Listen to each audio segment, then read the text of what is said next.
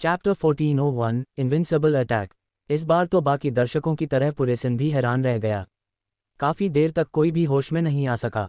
कुछ आकर्षक आत्माएं अंततः शांत हो गईं, लेकिन अभी भी स्पष्ट रूप से व्याकुल थीं और बुदबुदा रही थीं, असंभव असंभव। इससे पहले लिक्यूए ने डोंटिंग झील के बाहर एक समुद्री देवता के इरादे को मारने के लिए परोपकारी कृपाण का इस्तेमाल किया था। युद्ध की चट्टान पर वापस आकर उसने आसानी से रीगल घाटी का सफाया कर दिया। इन दोनों मामलों ने समुद्री राक्षसों को निराशा में डाल दिया। आज आकर्षक आत्माओं के साथ भी ऐसा ही किया गया है। अनगिनत आकर्षक आत्माओं ने अपनी आशाएं जेंटियन पर, अपने गौरव पर टिका रखी हैं। उनके मन में जेंटियन अजेयता का प्रतिनिधित्व करता है। अफसोस, लिक्यूए ने उसे राख में मिला दिया। हालांकि यह सिर्फ एक अवतार था, फिर भी यह कई लोगों के सपनों को चकनाचूर करने के लिए काफी था। उसकी अजेयता की किंवदंती टूट गई है। जो लोग उसे इतना सम्मान देते थे, वे इस क्रूर सत्य को बर्दाश्त नहीं कर पाए। कुछ आकर्षक आत्माएं पीली पड़ गईं, जबकि अन्य इस आघात को सहन न कर पाने के कारण जमीन पर गिर पड़ीं। कुछ समुद्री राक्षसों ने अपनी स्थिति को याद करके आकर्षक आत्माओं के साथ सहानुभूति जताई। वे उदास हो गए और उनके चेहरे पर उदासी छा गई। स्वूश! कुनपेंग ने अपना शरीर हिलाया और एक अकल्पनीय रूप से बड़े पक्षी में बदल गया। जब उसने अपने पंख फैलाए तो पूरा आकाश ढक गया। इस रूप में एक भयानक आदिम आभा झरने की तरह बरसती थी। इस प्राचीन आभा के तहत सबसे शक्तिशाली भी डरपोक बन जाता था।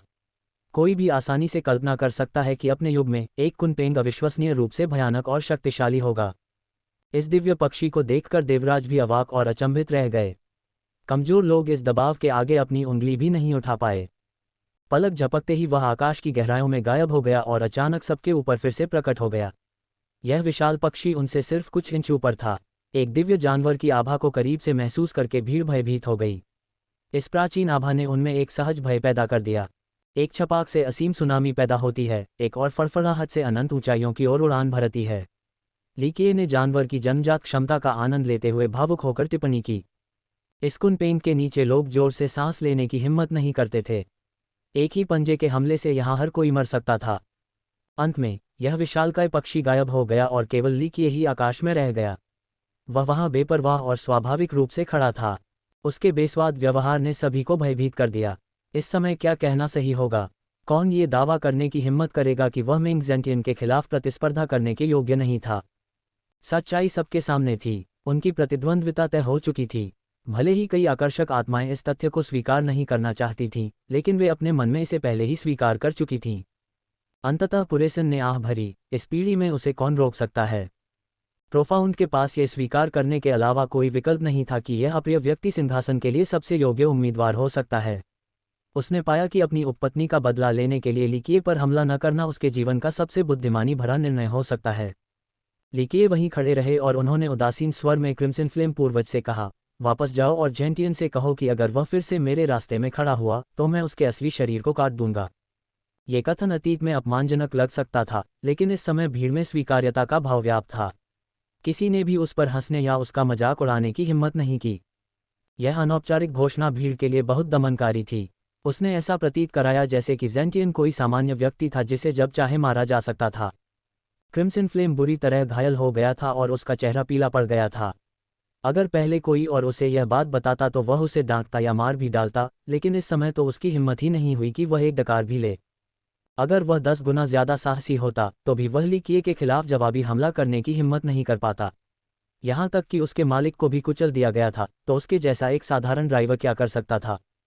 यही हमारी मानव जाति का गौरव और महिमा है। यहाँ उपस्थित कुछ मानव साधकों का खून खौल उठा और उनकी आंखों में आंसू आ गए। दृश्य शांत हो गया क्योंकि लोगों को लिक्यूए की उपस्थिति में घुटन महसूस हो रही थी, भले ही उसके पास आकाश को तबाह करने वाली आभा नहीं थी। लिक्यूए ने सभी को नजरअंदाज कर दिया और मुस्कुराते हुए अपने जहाज पर लौट आया। ठीक है देवियों, आपको वह मिल गया जो आप चाहती थीं और आपने दृश्य भी देख लिए, अब जाने का समय हो गया है। रुयान और जियांशी दोनों ही प्यूरिसन के साथ जहाज पर चढ़ गए। प्रोफाउंड, जो उसे पसंद नहीं करता था, वह भी चला गया। समूह के प्रस्थान के समय किसी ने बड़बड़ाते हुए कहा, अगर मैं होता तो मैं भी लिक्यूए के साथ खड़ा होता। कोई आश्चर्य नहीं कि शून्य अपूर्णता और 4 शाखाएं उसका समर्थन कर रही हैं। ऐसा लगता है कि वह समूह हमसे कहीं ज्यादा दूरदर्शी है। अतीत में कई लोग यह नहीं समझ पाए थे कि उन्होंने लिक्यूए का साथ क्यों चुना। कुछ आकर्षक आत्माएं भी उनके निर्णय से बेहद नाखुश थीं। लेकिन आज ली क्यूई द्वारा जेंटियन के अवतार को आसानी से नष्ट करने से सभी को एहसास हुआ कि वह उनकी कल्पना से कहीं ज़्यादा शक्तिशाली था। इस प्रकार जियांशी और अन्य लोगों की गहरी अंतर्दृष्टि की आखिरकार सराहना की गई। एक अन्य मानव ने उत्साह से कहा, इस पीढ़ी में हम मनुष्यों के पास एक अमर सम्राट होगा। उनका उत्साह समझ में आता था। स्वर्ग आत्मा में 3 महान जातियों द्वारा मनुष्य को कमज़ोर और उत्पीड़ित किया गया है। अगर उन्हें इस पीढ़ी में एक सम्राट मिल जाए तो वे आखिरकार अपने सिर को ऊंचा करके चल सकेंगे। एक आत्मा ने दुखी होकर कहा, अभी प्रतियोगिता का समय नहीं आया है, इसलिए कौन तय कर सकता है कि आखिर में कौन हंसेगा। जब समय आएगा तब देखेंगे। बेशक उसने बहुत दृढ़ विश्वास के साथ बात नहीं की। ओह, मैं ली किए पर शर्त लगा सकता हूं कि अंत में वह मुस्कुराएगा। उसने जेंटियन के अवतार को मार डाला, इसलिए वह निश्चित रूप से जेंटियन के असली शरीर के साथ भी ऐसा ही कर सकता है। यह मानव हिम्मत से भर गया था। वह शक्तिशाली हो सकता है, लेकिन वह केवल एक अवतार था जिसे उसने हराया था। जब असली शरीर बाहर आएगा तो जेंटियन उसे तुरंत हरा देगा। एक और आकर्षक आत्मा शिष्य अपनी जाति के लिए खड़ा हुआ। ये सही है, अवतार वास्तविक शरीर से केवल 10% ही शक्तिशाली होता है, इसलिए जेंटियन की वास्तविक उपस्थिति अजेय होगी। एक और आत्मा ने कहा। उसने फिर भी जेंटियन को मार डाला। मानव ने व्यंग्य किया, ये केवल एक अवतार था। एक अवतार, असली चीज का केवल 10वां हिस्सा। आत्मा ने इस कथन को स्वीकार नहीं किया और उसे सुधारा। उसने जेंटियन को मार डाला। मानव ने ये सरल कथन दोहराया। अंत में आकर्षक आत्माएं इस वाक्य से थक गईं और उन्होंने बोलना बंद करने का फैसला किया। आगे बहस करने से केवल इस अपमानजनक घटना को फिर से सामने लाया जाएगा। वास्तव में इस समय सबसे आकर्षक आत्माएं काफी उदास थीं। क्रिम्सन फ्लेम ने भी कुछ नहीं कहा। उसने चुपचाप गाड़ी के टुकड़े उठाए और चला गया। शुरू से आखिर तक वह अपने मालिक के निर्देश मिलने तक कुछ और कहने को तैयार नहीं था। उनके दुखद निधन ने आकर्षक आत्मा विशेषज्ञों पर दबाव और बढ़ा दिया। जरा सोचिए, वह केवल एक ड्राइवर होने के बावजूद दबंग और गौरवशाली था। दूसरे लोग अभी भी उसके साथ सम्मान से पेश आते थे। उनकी नज़र में एक अमर सम्राट के लिए ड्राइवर बनना अपमान नहीं बल्कि सबसे बड़ा सम्मान था। अफसोस, अब वह घमंडी और दबंग नहीं रहा। ऐसा लग रहा था जैसे वह अपने पद से गिर गया हो। आज की घटना ने जेंटियन की अजेयता के मिथक को तोड़ दिया था। अभी भी एक अवसर होने के बावजूद एक असली प्रतिद्वंद्वी कहीं से भी एक बड़ा खतरा बनकर सामने आया है। यहाँ के बाकी लोग इसे स्वीकार नहीं करना चाहते थे, लेकिन वे समझ गए थे कि जेंटियन अब पहले की तरह दुनिया को प्रभावित या नियंत्रित नहीं कर सकता। लोग उसके प्रति पहले जैसी श्रद्धा और प्रशंसा से पेश आना बंद कर देंगे। उनके अवतार की पराजय से उनकी शानदार प्रतिष्ठा को गंभीर क्षति पहुंची है। Chapter 1402 good bye. बोन्सिया छोड़ने के बाद पुरेसन भी जाना चाहता था। उसने ली किए की ओर देखा और मुस्कुराते हुए अपनी मुट्ठियां बंद कर ली। भाई ली, मैं प्राचीन आत्मा में लौटने के लिए तैयार हूं। मुझे आश्चर्य है कि क्या हम इसके बाद फिर मिलेंगे। लीकिए ने मुस्कुराते हुए जवाब दिया, अगर ऐसा होना है। दाओवादी ने मुस्कुराते हुए कहा, मुझे डर है कि तब तक बहुत लंबा समय लगेगा। आपके साथ आने के बाद मैं बहुत प्रभावित हुआ और मुझे बहुत अच्छी फसल मिली, इसलिए मैं मृत्यु साधना में जाना चाहता हूँ। कौन जानता है कि मैं कब बाहर आ पाऊंगा। 1 ये शब्द दिल से निकले थे। इस यात्रा से उन्हें वाकई बहुत लाभ हुआ, लेकिन खजाने के रूप में नहीं। यह एक नए दाव ज्ञानोदय के बारे में था। अतीत में वह पहले से ही जानता था कि मेंग जेंटियन को पकड़ने से पहले उसे बहुत आगे जाना है। हालांकि उस आदमी को कार्रवाई में देखने के बाद वह उनके बीच की वास्तविक असमानता को समझ गया। ली किए के शक्तिशाली प्रदर्शन ने उसके लिए एक नया द्वार खोल दिया। इस तरीके से साधना का प्रशिक्षण दिया जा सकता था, जबकि योग्यता के नियमों में हमेशा सुधार किया जा सकता था। दीर्घायु के नियमों, भाग्य के नियमों और तकनीकों के अलावा कई अन्य चीज़ों को भी निखारा जा सकता था। भले ही ली किए ने उसे आधी तकनीक भी नहीं सिखाई थी, लेकिन ली किए को एक क्षण में देखने के बाद पुरेसन को एक अलग नजरिया मिला। उसके सामने जो कुछ भी दिखाई दिया वह शायद एक अभूतपूर्व दरवाज़ा था जिसमें पहले कोई नहीं घुसा था। इस वजह से उसे बंद साधना में जाने की इच्छा हुई। अपनी महान प्रतिभा के कारण, यह अहंकार के कारण नहीं था कि उसने सोचा कि पुरानी पीढ़ी भी उसके वर्तमान कौशल का मुकाबला नहीं कर सकती। अफसोस, इस अनुभव के बाद दाव के लिए उसकी लालसा पहले से भी अधिक प्रज्वलित हुई। उसने समझा कि उसे अभी भी एक अतुलनीय रूप से लंबा रास्ता तय करना है। महत्वाकांक्षा की कमी के कारण वह साधना के बारे में एक खास विचार रखता था। वह ये कि अपनी प्रतिभा के साथ वह अंततः इसे आसानी से लेते हुए शिखर तक पहुंच सकता है, इसलिए उसने इसे कभी गंभीरता से नहीं लिया।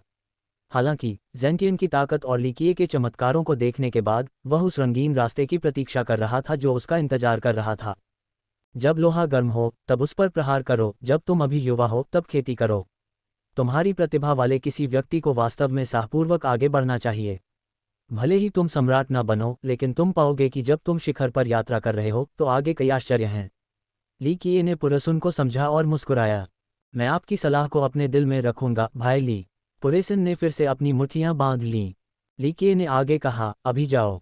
अगर किस्मत ने चाहा तो हम भविष्य में फिर मिलेंगे। आश्चर्यों से भरे वह वास्तव में दाववादी का बहुत आनंद लेता था। भले ही दाववादी स्वर्ग की इच्छा के लिए प्रतिस्पर्धा नहीं करना चाहता था, लेकिन अभी भी उसे कुछ संकेत देने में प्रसन्न होगा क्योंकि वह दाव के लिए लक्ष्य बना रहा था। ठीक है, उम्मीद है कि हम फिर से मिल सकेंगे।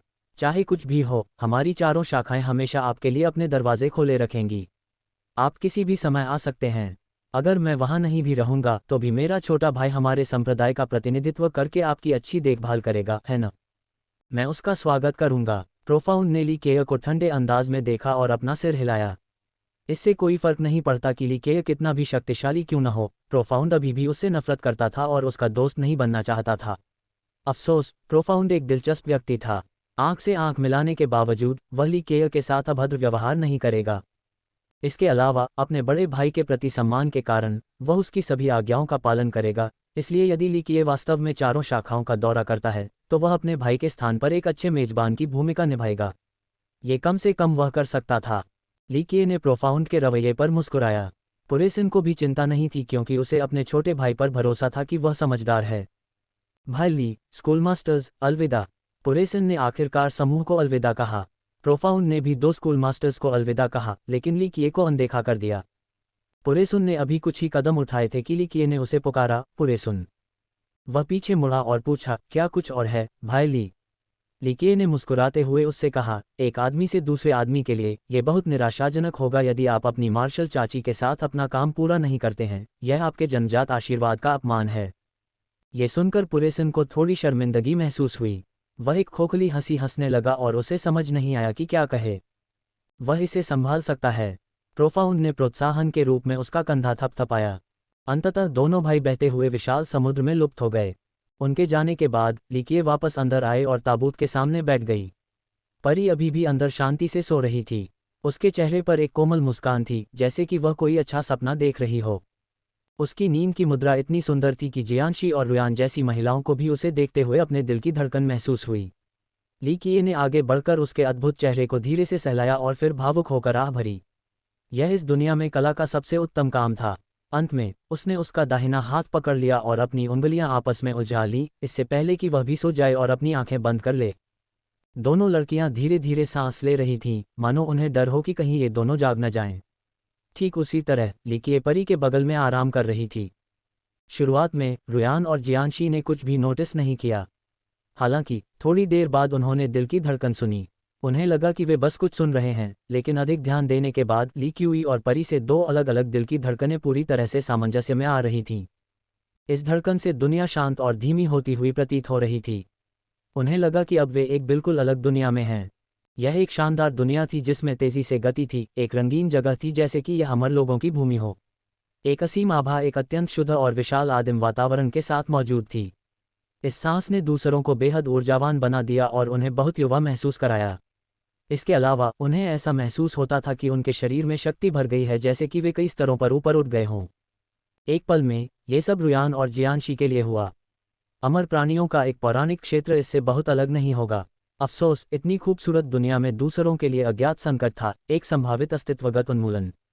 उन्होंने पलक झपकाए और अगले ही पल वे जहाज के अंदर वापस आ गए, जबकि अमर क्षेत्र कहीं नजर नहीं आ रहा था। इस समय परी जाग गई। उसने धीरे से अपनी अविश्वसनीय रूप से सुंदर आंखें खोलीं और लीकिए को देखा। धन्यवाद। लीकिए ने अपना दाहिना हाथ वापस खींच लिया और सहजता से मुस्कुराया। यह कोई बड़ी बात नहीं है, आपको अभी भी अंतिम रास्ता अकेले ही तय करना होगा। परी ताबूत से उठ खड़ी हुई और बोली, मुझे अब लौटना होगा। लीकिए ने सिर हिलाया, मुझे पता है। अब ज्यादा समय नहीं बचा है क्योंकि आपदा अपरिहार्य है। शायद यह एक बिल्कुल अलग युग होगा, सभी उम्मीदों के विपरीत एक भविष्य। परी ने कोई जवाब नहीं दिया। वह चुपचाप उसे देखती रही, जैसे वह समझ गई हो कि वह क्या कहना चाह रहा है। लीकिए ने धीरे से उसके बालों को छुआ और एक दुर्लभ कोमल पक्ष दिखाया। मैंने तुम्हारे लिए एक इक्का तैयार किया है, बस मामले के लिए। जब वह दिन आएगा तो ये काम आएगा।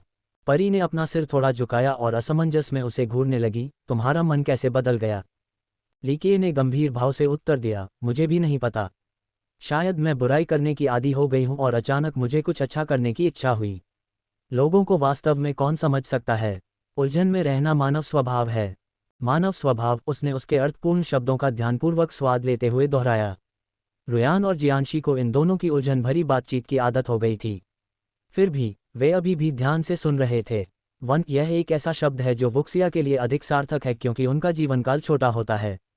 मृत्यु साधना का मतलब है मृत्यु तक ध्यान सत्र, जब तक उन्हें कोई बड़ी चोट न लग जाए या वे अपने जीवनकाल के अंत तक न पहुंच जाएं, इससे पहले कि वे आगे बढ़ सकें।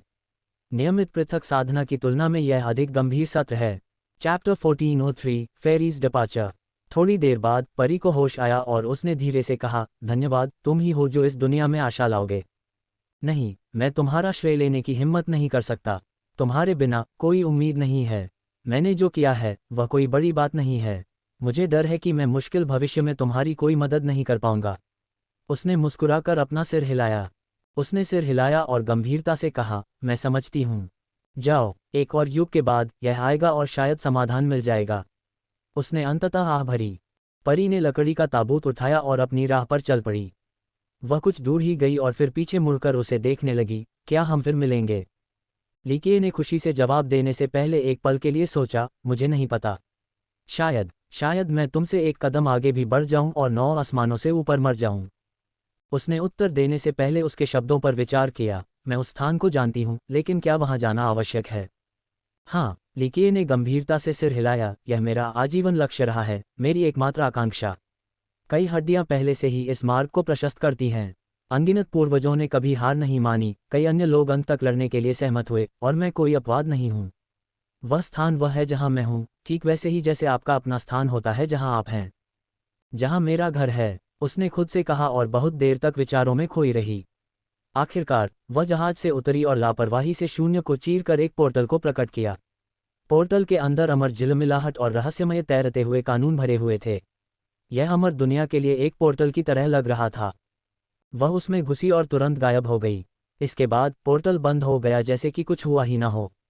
ली किए ने बिना कोई टिप्पणी किए केवल मुस्कुराया। थोड़ी देर बाद जियांशी ने धीरे से पूछा, युवा नोबल, तुमने उसे रुकने के लिए मनाने की कोशिश क्यों नहीं की? ली किए ने अपनी नज़र हटा ली और दोहराया, उसे यहाँ रखो। रुयान ने कहा, ठीक है, अगर आपने उससे पूछा होता तो शायद वह रुकने के लिए सहमत हो जाती। परी की शैली बेमिसाल थी। उसकी सुंदर विशेषताएं कलम की क्षमता से परे थीं। कोई भी आदमी उसे अपने साथ रखना चाहेगा। इसके अलावा उसके पास अमर सम्राटों के बराबर की शक्ति थी। अवसर मिलने पर कोई भी उसे अपने साथ रखना चाहेगा और इसके लिए बड़ी कीमत भी चुकाएगा। मैं क्यों जाऊं? उसका अपना रास्ता है और मेरा अपना। अगर हम साथ साथ भी चलें तो एक दिन हम अलग अलग रास्ते पर चल पड़ेंगे।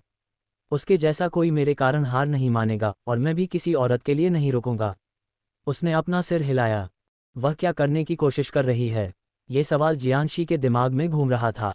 परी को और क्या चाहिए था जब वह पहले से ही इतनी अजेय थी, यहाँ तक कि पूरे 9 लोगों में भी। लिकियई ने जवाब देने से पहले थोड़ी देर के लिए चुप हो गई। हो सकता है, शायद एक दिन आप दोनों को ये देखने का मौका मिलेगा कि उसे क्या करना चाहिए। सच में, दोनों बहनों ने एक दूसरे की तरफ देखा। उसके हाव भाव से उन्हें असहजता महसूस हुई। लिकियई ने धीरे से जियांशी के बिखरे बालों को ब्रश किया जो नीचे लटक रहे थे और आह भरते हुए कहा, मुझे उम्मीद है कि तुम दोनों को वह दिन देखने को नहीं मिलेगा। ये दिन दूर ही रहे। दोनों ने एक साथ कहा, क्यों? उन्होंने सीधे उत्तर न देने का निर्णय लिया, क्योंकि जब वह दिन आएगा तो यह अच्छी बात नहीं होगी। वह अपरिहार्य को बदल नहीं सकता था। जैसा कि उसने पहले कहा था, परी उसके कारण हार नहीं मानेगी और वह उसके या स्वर्ग आत्मा के लिए अपनी यात्रा नहीं रोकेगा। अंत में परी और स्वर्ग आत्मा दोनों को खुद पर भरोसा करना होगा। जहां तक उसका सवाल है, उसे दुनिया के अंत तक जाना होगा। उसके पास स्वर्ग की आत्मा के बारे में चिंता करने का कोई समय नहीं था। अंतिम युद्ध उसका मिशन था क्योंकि रास्ते में बहुत सारे बलिदान किए गए थे। वह इसे कभी नहीं छोड़ेगा। उनके मन में अनगिनत सवाल उमड़ रहे थे, लेकिन जब वह चुपचाप खड़ा था तो दोनों लड़कियां कुछ पूछ नहीं सकीं। बोलो, उसने उन दोनों को घूरा और हल्के से मुस्कुराया। एक अवर्णनीय उदासी के साथ जियांशी को खुद को व्यक्त करने में कठिनाई हो रही थी। दूसरी ओर रुयान बेहतर महसूस कर रहा था। उसने हंसते हुए पूछा, बहन, और मुझे अपने संप्रदाय में वापस जाना है, क्या तुम हमारे साथ आओगी? नहीं, मैं गॉडहाल्ट महाद्वीप जाना चाहता हूँ। लिकिए ने धीरे से अपना सिर हिलाया। जब मैं वहां से निकल जाऊंगा तो मेरे जाने का समय हो जाएगा। वह गोडहाल्ट में सू योंगहुआंग से मिलने के लिए सहमत हो गया था ताकि वह उसे एक वस्तु वापस लाने में मदद कर सके। ऐसा करने के बाद वह नश्वर सम्राट की दुनिया में वापस लौट जाएगा। वास्तव में दोनों को बिना पूछे ही उत्तर पता था, लेकिन रुयान को अभी भी इसकी पुष्टि करनी थी। कहने के लिए 10,000 शब्द थे, लेकिन दोनों को नहीं पता था कि इस समय क्या कहना है। वह मुस्कुराया और बोला, तुम दोनों को अब वापस चले जाना चाहिए। तुम्हारा भविष्य बहुत उज्ज्वल है, इसलिए कुछ ही वर्षों में तुम अपने अमर शरीर के लिए शानदार पूर्णता तक पहुंच जाओगे। उस समय तुम दोनों शून्य अपूर्णता का गौरव बन जाओगे, जिससे यह और भी मजबूत हो जाएगा। तब किसी सम्राट या समुद्री देवता के खिलाफ दुश्मन होना कोई मुद्दा नहीं होगा। ये पूरी तरह से सच था। इसका मतलब ये होगा कि शून्य अपूर्णता विद्यालयों के 2 महान पूर्णता उपयोगकर्ता होंगे। एक वंश के लिए एक ही समय में 2 का होना एक सम्राट होने से भी अधिक गर्व की बात थी। दोनों समझ गए कि ली कीये ने जो कहा वह सही था। इस यात्रा से उन्हें बहुत लाभ हुआ है, इसलिए उन्हें वास्तव में शांत वातावरण में ध्यान करने के लिए वापस लौटना चाहिए ताकि दांव पर विचार किया जा सके। इसके अलावा उन्होंने विंचेस ब्रेक प्राप्त किया है और इसे स्कूल में वापस लाना चाहिए। यह उनके लिए अलविदा कहने का समय था। काफ़ी देर के बाद जियांशी ने हिम्मत जुटाई और कहा, हम आपका अनुसरण करने को तैयार हैं। उसके जैसी संकोची महिला के लिए यह कहना आसान नहीं था। ली कीये ने खुशी से मुस्कुराते हुए जवाब दिया, मुझे पता है, ग्रैंड दाव के लिए यह ऐसा ही है। पिछले कुछ दिनों में तुम दोनों के साथ मेरा अच्छा समय बीता। सच तो यह है कि अगर तुम मेरे पीछे आना चाहती हो तो मुझे तुम्हें साथ लेकर चलने में खुशी होगी। हालांकि यह मेरे लिए बहुत स्वार्थी होगा क्योंकि मैंने तुम्हारे स्कूल के लिए कुछ भी नहीं छोड़ा है। उसने अपना सिर हिलाया और मना कर दिया। ऐसा उन्हें स्वीकार करने की उनकी अनिच्छा के कारण नहीं था, बल्कि वह केवल शून्य अपूर्णता विद्यालयों की शांति को तोड़ना नहीं चाहते थे और उसे अपने युद्धरथ से बांधना नहीं चाहते थे। दोनों के पास कहने को बहुत कुछ था, लेकिन अंत में वे केवल आहें ही भर सके। ऐसा नहीं है कि भविष्य में कोई अवसर नहीं होगा। ली कीये ने उनके उदास और निराश व्यवहार को देखकर नर्म रुख अपनाया। जब तक तुम दोनों महान पूर्णता तक नहीं पहुंच जाते, तब तक प्रतीक्षा करो, फिर मैं तुम दोनों को इस दुनिया से बाहर ले जाऊंगा। लेकिन तैयार रहो, अमर लोगों से भरी कोई सुंदर दुनिया या शांतिपूर्ण स्वर्ग नहीं है। जो हमारा इंतजार कर रहा है वह एक बड़ी और क्रूर दुनिया है। ठीक है, तो फिर यह सौदा हो गया। निराश रुयान तुरंत मुस्कुराया। उसकी मुस्कान रात में आतिशबाजी की तरह चमकदार और सुंदर थी। यहाँ तक कि जियांशी भी खुशी से मुस्कुरा रहा था। ठीक है, अब तुम्हारे जाने का समय हो गया है।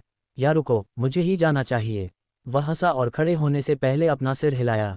वह भूल गया कि यह जहाज शून्य अपूर्णता विद्यालयों का था। एक निर्णायक व्यक्ति के रूप में वह इधर उधर नहीं रुका और जल्दी से निकल गया। युवा महानुभाव, रुयान ने उसका पीछा किया और उसे वापस बुलाया। क्या बात है? उसने उसकी ओर प्यार भरी नज़रों से देखा। रुयान ने उसे गौर से देखा और अंत में अपना चेहरा उजागर करने के लिए अपना घूंघट हटा दिया। कमल के फूल जैसा गोरा रंग और विलो भौहें, ये रुयान की खूबसूरती का वर्णन करने के लिए उपयुक्त शब्द था। उसकी आंखें विशेष रूप से आकर्षक और मोहक थीं, जैसे साफ शरद ऋतु का पानी, जिससे दिल की धड़कनें तेज हो जाती थीं। चैप्टर 1404 गुड बाय किस। ली कीये ने रुयान के सुंदर रूप को देखकर मुस्कुराते हुए कहा, एक महिला जो जैड की तरह सुंदर है और जिसकी खुशबू मनमोहक है। एक चेहरा जिसका आनंद तुम अकेले उठा सको। क्या अब समय नहीं आ गया है कि तुम भी कुछ दिखाओ? जब वह रुयान को चिढ़ा रही थी तो उसकी आंखों में चमक आ गई। इसका क्या मतलब है? वह हंसा। रुयान बहुत साहसी थी। उसने सक्रिय रूप से उसके गले में लिपटकर उसके होठों को चूमा। हालांकि उसकी हरकतें शौकिया लग रही थीं, फिर भी वह साहसी और दृढ़ थी और उसने सावधानी को हवा में उड़ा दिया। ली कीये ने बस मुस्कुराकर उसके चेहरे को पकड़ लिया और धीरे से उसके होठों को चूसा।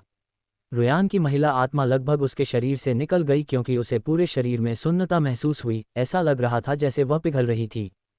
वह उसके आलिंगन में और भी गहरी चली गई। उसकी आंखों से पता चल रहा था कि वह कितनी मदहोश और मंत्रमुग्ध थी। ये दृश्य वसंत के आगमन जैसा लग रहा था। उसने मुंह बनाया, युवा नोबल, तुम प्रेम में अनुभवी होगे। उसका ये रूप अविश्वसनीय रूप से आकर्षक था। ली कीये ने बिना कुछ कहे धीरे से अपनी नाक से खेला। रुयान एक खुशमिजाज महिला थी। भले ही बिछड़ने का समय आ रहा था, लेकिन उसने खुशमिजाज व्यवहार बनाए रखा। बहन, वह जल्द ही जाने वाला है, क्या तुम्हें उसे भी विदाई का चुंबन नहीं देना चाहिए? हो सकता है कि हम भविष्य में फिर कभी न मिलें। उसके आलिंगन से बाहर आने के बाद रुयान ने जियांशी को आंख मारी। सुंदर जियांशी, मोहक रुयान जितनी बोल्ड नहीं थी। ये सुनकर वह शर्मा गई और उसका चेहरा जलने लगा। हालांकि उसने अचानक हिम्मत जुटाई और शर्मीलेपन से अपने मीठे होठों को एक कोमल चुंबन के लिए आगे बढ़ाया। उसका पूरा शरीर कांप उठा क्योंकि उसे समझ में नहीं आ रहा था कि क्या करे। एक पल में उसका रंग आसमान में सूर्यास्त जैसा दिखने लगा।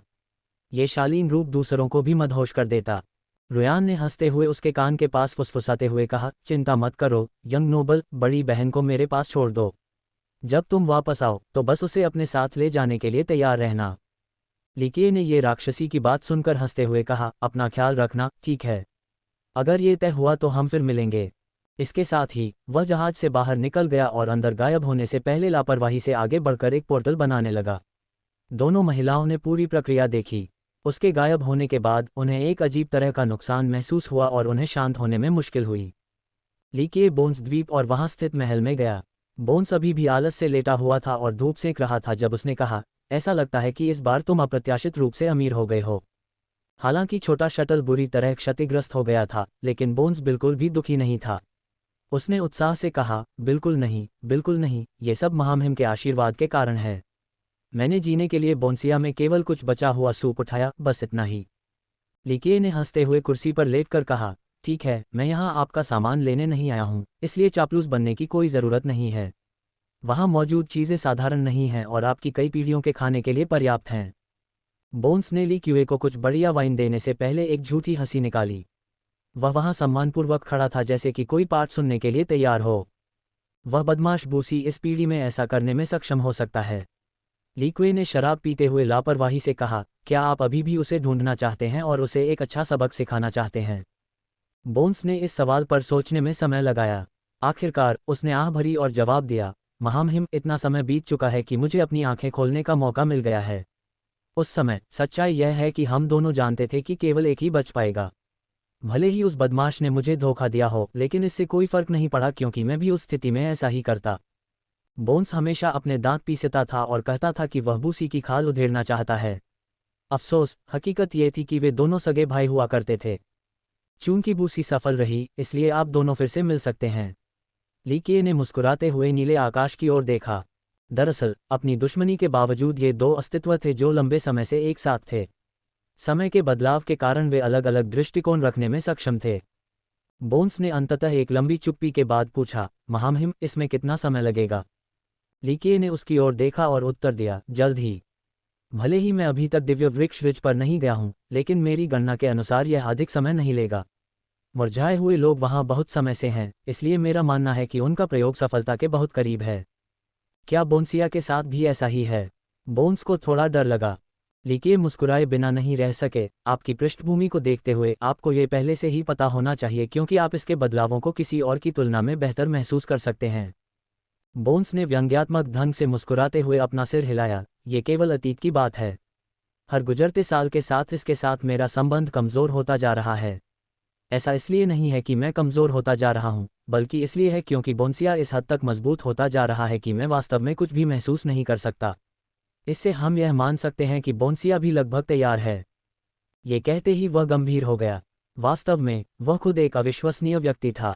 अफसोस, भले ही वह अधिक शक्तिशाली था, लेकिन वह बोन्सिया के सामने कुछ भी नहीं था। वास्तव में, मेरी राय में, ये बस एक कदम दूर है। लिकिए ने धीरे से कहा, जब मैंने त्रिशूल जब्त किया तब भी बोनेशिया संयम दिखाने में सक्षम था। एक महान कहावत है, थोड़ी सी अधीरता महान योजना को बिगाड़ देती है। यहाँ तक कि त्रिशूल खोना भी एक तुच्छ और सहनीय मामला माना जाता है, तो यह क्या योजना बना रहा है? बोन्स इस अटकलबाजी से ग्रसित था। उसने बोन्सिया में लंबा समय बिताया था और कई पीढ़ियां इस जगह पर रह चुकी थीं। वह इन सब के पीछे के निहितार्थों को समझता था। ये सिर्फ एक पीढ़ी नहीं बल्कि एक पूरा युग होगा। लिकिए ने एक और घूंट लिया, जब ये वास्तव में आएगा। मैं दूसरों के बारे में नहीं जानता, लेकिन आप निश्चित रूप से उस दिन को देख पाएंगे। मेरे पास इतना समय नहीं है। बोन्स ने ज़बरदस्ती मुस्कुरा दिया। लिकिए ने जवाब में उसकी ओर देखा, मेरा व्यक्तिगत अनुमान है कि यह शायद इस पीढ़ी में नहीं होगा, लेकिन यह निश्चित रूप से अगली पीढ़ी में आएगा। ये दीक्षा के लिए एक सफलता होगी, लेकिन कौन जानता है कि यह बोन्सिया, मेल्स्ट्रॉम या दिव्य वृक्ष रिज होगा। बोन्स गहरी सोच में पड़ गया। उसकी इच्छा चाहे जो भी हो, वह दिन अवश्यंभावी था। हालांकि उसका आगमन देखना उसके लिए अच्छा या बुरा हो सकता था। तुम किस बात से परेशान हो? लिकिए ने मुस्कुराते हुए कहा, मुझे ये जानने के लिए तुम्हारे खजाने को देखने की भी ज़रूरत नहीं है कि तुमने इस बार कितनी फसल काटी है। थोड़ा कठोर होने के लिए तुम्हें इन सभी चीज़ों के साथ कड़ी मेहनत करनी चाहिए ताकि तुम्हें यहाँ से जाने का मौका मिल सके। तभी आसमान तुम्हारे लिए अपने दरवाजे खोलेगा।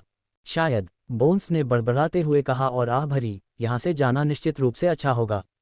नहीं, इस शापित जगह को छोड़ देना किसी भी चीज़ से बेहतर है, पूरे दिन चिंतित रहने की कोई ज़रूरत नहीं है। क्या तुम जाना चाहते हो? ली किए ने उसकी ओर देखते हुए मुस्कुराया। इस बार बोन्स ने हंसते हुए कहा, महामहिम, क्या आप मुझे भर्ती करने की कोशिश कर रहे हैं?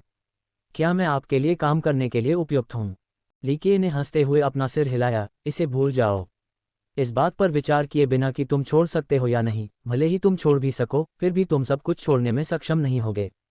क्या मैं सही हूँ? बोन्स चुप हो गया। उसके स्तर पर बहुत कम लोग उससे बराबरी से बात कर सकते थे। ली किए स्वाभाविक रूप से उनमें से एक था। बोन्स ने व्यंग्यात्मक ढंग से मुस्कुराते हुए कहा, ठीक है, क्या मैं यहाँ से जाने के लिए तैयार हूँ? उस बदमाश द्वारा धोखा दिए जाने के बाद मेरा सबसे बड़ा सपना इस नरक से बाहर निकलना था। अफसोस, मैं इतने लंबे समय से यहाँ हूँ कि मुझे नहीं पता कि मैं और कहाँ जा सकता हूँ। हालांकि इस जगह में हर तरह की परेशानियां हैं, फिर भी मुझे ये जगह पसंद है। शायद इसलिए कि मैं यहाँ पैदा हुआ हूँ, इसलिए मुझे यहाँ जड़ें जमानी हैं। वह स्थान जिसने मुझे जीवन दिया और मेरा पालन पोषण किया। लीकेयर ने भी भावुक होकर आह भरी। वास्तव में बहुत से लोग इस स्थान को पूरे दिल से प्यार करते हैं। अनगिनत अथाह चरित्र जानते थे कि एक दिन हेवन स्पिरिट पर विपत्ति आएगी, फिर भी उन्होंने यहाँ जड़ें जमाना चुना। यह इस दुनिया के लिए गहरा प्यार है। बोन्स ने मुस्कुराते हुए टिप्पणी की, शायद मैं एक दिन इसी शापित जगह पर मर जाऊंगा। एक ही स्थान पर जन्म लेना और दफन होना इतना दुखद भाग्य नहीं है। ऐसा लग रहा था कि उसने अपने भाग्य को स्वीकार कर लिया है। Chapter 1405 lord Bones decision teaser. लीके ने बोन्स की भावना से असहमति जताई, निराशा में मत डूबो और इतना निराशावादी मत बनो। इस दुनिया में अभी भी उम्मीद है, क्योंकि यहाँ कई बुद्धिमान ऋषियों ने जड़ें जमाई हैं। वृक्ष पिता और समुद्र देवता दोनों ने अभी भी हार नहीं मानी है। उन्होंने अपनी तरफ से पूरी कोशिश की है, लेकिन चूंकि वह दिन अभी तक नहीं आया है, इसलिए दुनिया को अभी भी उनके प्रयास देखने को नहीं मिले हैं। तुम्हारा मतलब है? ये सुनकर बोन्स की आंखें चमक उठीं। लिक्यूई ने भावुकता से कहा, अगर आप वह दिन देख सकते हैं तो आप समझ जाएंगे। कुछ चीज़ें ऐसी होती हैं जो कोई भी वास्तव में नहीं चाहता, लेकिन उनके पास निर्णय लेने के अलावा कोई विकल्प नहीं होता। यह इन महान अस्तित्वों के लिए सच है। रियायतें देने के बावजूद उन्होंने सफलता की परवाह किए बिना फिर भी प्रयास किया। उनमें से कुछ ने इस दुनिया और अपने बच्चों को नहीं छोड़ा। बोन्स कुछ देर चुप रहे और फिर बोले, मुझे डर है कि समुद्र देवता और वृक्ष पिता भी कुछ नहीं बदल पाएंगे। केवल उम्मीद ही काफ़ी है। रेत से महल बनाने के लिए आपको कहीं से तो शुरुआत करनी ही होगी। यह कोई बुरी शुरुआत नहीं है। अगर एक दिन दुनिया को सच्चाई पता चल गई तो शायद वे कुछ रियायतों से सहानुभूति न रखें। हालांकि ये बिल्कुल सामान्य बात है। आखिरकार पीढ़ियों से कोई भी व्यक्ति लागत की परवाह किए बिना पूरी तरह से आगे नहीं बढ़ सकता। जीवन में ऐसी चीज़ें होती हैं जो लोगों को पीछे खींचती हैं, उन्हें किसी भी कीमत पर रुकने के लिए मजबूर करती हैं। इस बिंदु पर उसने आह भरी। हाँ, कितने लोग आपकी तरह बिना रुके दृढ़ रह सकते हैं? बोन्स भी भावुक हो गए। लीके ने हंसते हुए अपना सिर हिलाया, मैं ऐसा निस्वार्थ नहीं हूँ। वास्तव में जो लोग समझौता करना चुनते हैं वे और भी महान हैं, क्योंकि उन्होंने ये सब अपने लिए नहीं किया, सब कुछ भविष्य और अपनी जाति के लिए किया। मैंने कभी समझौता नहीं किया क्योंकि मैं स्वार्थी हूँ। यही कारण है कि कुछ लोग मुझे एक हत्यारा शैतान कहते हैं। बोन्स को पता था कि पीढ़ियों तक डार्क क्रो के रास्ते में बाधा डालने वालों को बिना किसी दया के मार दिया जाएगा। यहाँ तक कि इंसानों को भी नहीं बख्शा गया, दूसरी जातियों के लोगों की तो बात ही छोड़िए। उद्धारकर्ता और संरक्षक भी उनके वर्णन का हिस्सा थे, लेकिन शैतान या पर्दे के पीछे का काला हाथ होने की उपाधि उन लोगों के बीच अधिक व्यापक रूप से स्वीकार की गई थी जो उन्हें जानते थे। भले ही तुम्हारे कारण रक्त की नदियां बह गई हों, लेकिन 9 लोकों में तुम्हारे योगदान को नकारा नहीं जा सकता, इसलिए वास्तव में तुम ही इनके संरक्षक रहे हो। हड्डियां हृदय से बोलीं। लीके ने खुलकर कहा, ये सभी उपाधियां अप्रासंगिक हैं। अपना रास्ता खुद बनाओ और दूसरों की बातों पर ध्यान मत दो। बोन्स मुस्कुराए और बोले, काफी खुले विचारों वाले महामहिम। लीके ने जवाब में उसकी ओर देखा, तुम्हें मेरी चापलूसी करने की जरूरत नहीं है। चलो खुलकर बताओ, तुम भविष्य में क्या करोगे? क्या तुम भागकर छिप जाओगे या रुककर हेवन स्पिरिट की मदद करोगे? बोन्स ने सवाल पर विचार किया और व्यंग्यात्मक ढंग से मुस्कुराते हुए कहा, महामहिम, मैं तो एक चींटी हूं जिसे तुरंत कुचलकर मार दिया जा सकता है। मेरा क्या उपयोग है? मुझे बस होशियार होना है और जितना संभव हो सके उतनी दूर भाग जाना है। चींटी। लीके जोर से हंसा, हड्डियां, यह आत्महीनता कहाँ से आई? यदि तुम चींटी हो तो बाकी साधकों का क्या? और बाकी दुनिया का क्या? वे चींटी होने के भी योग्य नहीं है, क्योंकि तुम उन सभी को एक पल में मार सकते हो। क्या तुम बाकी जीवों की तुलना में चींटी हो? बोन्स ने उत्तर दिया, यहाँ तक कि वृक्षपिता और समुद्र देवता भी कुछ नहीं कर सकते। मैं क्या फर्क कर सकता हूँ? समय बदल गया है। लीकिये ने अपनी शराब का घूंट लिया। अभी भी उम्मीद है। हालांकि उस दिन मैं यहाँ नहीं रहूँगा, लेकिन मैं अपने पीछे एक खजाना छोड़ गया हूँ क्योंकि मुझे लगता है कि ये दुनिया अभी भी बचाने लायक है। तो तुम मुझे बताओ, क्या कोई उम्मीद है या नहीं? इस पर वह बोन्स की ओर देखकर मुस्कुराया। ये सुनकर बोन्स को सुखद आश्चर्य हुआ और उसने लीकिये को बड़ी आंखों से देखा। महामहिम, आप इसे बचाने के लिए कार्रवाई कर रहे हैं? नहीं, लीकिये ने धीरे से अपना सिर हिलाया। मैं इस दुनिया में ज्यादा समय तक नहीं रह सकता। जब तक कुछ नहीं होता, मैं 9 दुनियाओं को छोड़ दूंगा और उस समय इसका मुझसे कोई लेना देना नहीं होगा। हालांकि मैं एक इक्का छोड़कर मदद करूंगा। भविष्य तीनों जातियों और उनके प्रयासों पर निर्भर करेगा। हेवन स्पिरिट का भाग्य उसके अपने लोगों पर निर्भर करेगा, मेरी सहायता पर नहीं। बोन्स अपनी भावनाओं के उग्र होने से काफी हिल गया था। भले ही लीकिये ने कहा कि यह कोई बड़ी बात नहीं थी, लेकिन वह अच्छी तरह से जानता था कि लीकिये द्वारा की गई कोई भी तैयारी इतनी आसान नहीं होगी। तो अब क्या? लीकिये ने बोन्स की ओर मुस्कुराकर कहा। मुझे नहीं पता। बोन्स भी व्यंगपूर्वक मुस्कुराया। मैं बाकी दुनिया की तुलना में बहुत मजबूत हूँ, लेकिन मुझे पता है कि अगर बोन्सिया मुझे कुचलना चाहे तो यह बिल्कुल भी मुश्किल नहीं होगा। हाथ का एक सहज झटका ही काफ़ी होगा। मैं यह नहीं कह रहा कि तुम्हें युद्ध में भाग लेना चाहिए। मुझे लगता है कि जब वह दिन आएगा तब तुम आज़ाद हो जाओगे, बस तब तुम जो चाहो करो। काम निपटाना या संदेश भेजना भी बुरा नहीं होगा। बोन्स ने कोई जवाब नहीं दिया। उसे पता था कि उस समय उसे किस तरह की परिस्थितियों का सामना करना पड़ेगा और साथ ही उसे अपने बुरे अंजाम का भी पता था। लीकिये ने आखिरकार कहा, बेशक मैं तुम्हें मजबूर नहीं करूंगा। हर किसी का अपना जीवन, रास्ता और जिम्मेदारियां होती हैं। ये सिर्फ तुम्हारा चुनाव होगा। मैं यहाँ सिर्फ तुम्हें खबर बताने आया हूँ। इतना कहकर वह उठ खड़ा हुआ और बिना कुछ कहे चला गया। बोन्स अपनी कुर्सी पर बैठ गया और अचंभित होकर आसमान को देखता रहा। बहुत देर बाद उसने खुद से कहा, जब आपदा आएगी तो मुझे क्या करना चाहिए? चले जाना चाहिए या रहना चाहिए? वह इस समय थोड़ा खोया हुआ था। उसके दिमाग में थोड़ी सी भी समझदारी वाला कोई भी व्यक्ति जितना संभव हो सके भागने का फैसला कर सकता था। हालांकि कुछ चीजें तर्क से तय नहीं की जा सकती थीं। क्या वह इस भूमि को छोड़ने के लिए तैयार था? यह अनिच्छा से भरा होगा क्योंकि वह इस भूमि से प्यार करता था। लीकिये ने उसे कुछ भी करने के लिए मजबूर नहीं किया और बस उसे खबर बताई। अतीत में वह वास्तव में अवसर मिलने पर भाग जाता था, लेकिन अब वह हिचकिचाहट के साथ डगमगा रहा था। बोन्स द्वीप छोड़ने के बाद लीकिये ने सू योंगहुआंग से मिलने के लिए गॉडहाल्ट महाद्वीप की ओर प्रस्थान किया। बेशक यह एकमात्र कारण नहीं था, उसे उस महाद्वीप पर कुछ हासिल करने की भी जरूरत थी। सबसे बड़े महाद्वीप के रूप में गॉडहाल्ट को स्वर्ग आत्मा में एक चमत्कार कहा जा सकता है। इस दुनिया में हर जगह महासागर थे और भूमि एक दुर्लभ दृश्य थी, लेकिन गॉडहाल्ट अन्य स्थानों से अलग था। इसका पूरा दायरा अभी भी दूसरों के लिए अज्ञात था। कहा जाता था कि यह महाद्वीप अकेले ही स्वर्ग आत्मा में सभी अस्तित्वों को समाहित कर सकता है। ये थोड़ा भीड़भाड़ वाला हो सकता है, लेकिन संभावना वहाँ थी। भूमि सोने के बराबर कीमती थी, इसलिए इतनी बड़ी जगह जीवंत और हर जगह लोगों से भरी होनी चाहिए थी। हालांकि ये सच्चाई से कोसों दूर था। यहाँ की आबादी इतनी कम थी कि ये दयनीय थी। कोई भी व्यक्ति बिना एक भी आत्मा को देखे हजारों मील तक जा सकता था। तार्किक रूप से कहें तो वहाँ अनगिनत नश्वर और साधक होने चाहिए। अफसोस, ये लोग गॉडहाल्ट में रहने के बजाय समुद्र या यहाँ तक कि समुद्र तल पर रहना पसंद करेंगे। बहुत से लोगों को ये समझ में नहीं आया कि ऐसा क्यों होता है। कुछ लोगों का कहना था कि यहाँ शैतान रहते हैं। दूसरों का मानना था कि इस जगह पर रहने से लोगों की आयु कम हो जाती है और यहाँ जीवन प्रत्याशा बहुत कम होती है। एक और मान्यता ये थी कि यह जगह दबा दी गई थी और जीवित प्राणियों के लिए उपयुक्त नहीं थी। शायद इसके और भी अज्ञात कारण थे। अपने नाम की तरह ही देवता भी इस स्थान के सामने रुक गए, तो फिर यहाँ कौन रहना चाहेगा? बेशक हर चीज़ के अपवाद थे। इस महाद्वीप पर अभी भी कुछ संप्रदाय बने हुए थे। उदाहरण के लिए अमर द्वार और आत्मा रसातल। Chapter 1406 Godhalt continent teaser. लीकिये ने एक द्वार खोला और शून्य को पार करके गॉडहाल्ट में प्रवेश किया। जैसे ही उसने अंदर कदम रखा, उसे अचानक एक असीम वातावरण ने अपने ऊपर दबाव महसूस किया। इस जगह पर बहुत कम जीव थे क्योंकि न तो मनुष्य और न ही साधक इससे कोई लेना देना चाहते थे। हालांकि ये सोचना गलत होगा कि यह भूमि बंजर थी। वास्तव में ये बिल्कुल भी उजाड़ या बंजर नहीं थी। इसके विपरीत इस विशाल स्थान में हर जगह खजाने थे। एक उचित लेकिन भव्य कथन ये होगा कि हेवन स्पिरिट में अधिकांश अमृत और खजाना घास गॉडहाल्ट से आए थे। इसके अलावा यहाँ कई अयस्क और खदानें भी थीं। यहाँ ऊंचे ऊंचे पेड़ और हवा में उड़ते चील दिखाई दे रहे थे, जबकि हिरन धरती पर चल रहे थे। ये स्पष्ट था कि यह जगह जीवन से भरपूर थी। कौन सोच सकता था कि लोग इस जगह के बजाय समुद्र में रहना पसंद करेंगे। हवा में असीम राजसी जीवन शक्ति का उछाल महसूस किया जा सकता था। ऐसा लग रहा था कि समय की शुरुआत से ही गॉडहॉर्ड ने पहले कभी विनाश या विकास का अनुभव नहीं किया था, ये हमेशा से एक जैसा ही रहा है।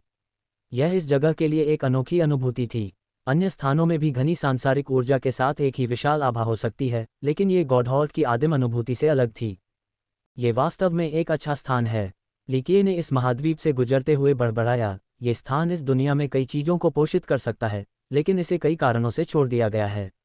कितनी शर्म की बात है। लिक्यूई ऐसा सोचने वाला अकेला व्यक्ति नहीं था। ये स्वर्ग आत्मा में एक आम धारणा थी, लेकिन जो लोग यहाँ जड़ जमाना चाहते थे उन्हें भी अंततः यहाँ से चले जाना पड़ता था। अमर सम्राट भी यहाँ अपना संप्रदाय स्थापित नहीं करना चाहते थे, सिवाय एक अपवाद के, अमर सम्राट बूसी। इस बात के कुछ स्वीकार्य स्पष्टीकरण थे कि साधक यहाँ क्यों नहीं रहना चाहते थे। दमन की एक शक्ति मौजूद थी। जो कोई भी आता था उसे इसका सामना करना पड़ता था। गॉडहॉर्ड में आने वाले आदर्श व्यक्ति को स्वर्गीय राजा या उससे भी कमज़ोर साधना के अधीन कर दिया जाता था। दमन का अनुभव करने वाले लोग मामले दर मामले अलग अलग थे। कुछ लोगों ने वास्तव में इस दमन का कभी अनुभव नहीं किया। बेशक लोगों का ये समूह बहुत कम था। ये दमन ही था जिसकी वजह से यहाँ खेती करना अन्य स्थानों की तुलना में बहुत धीमा था।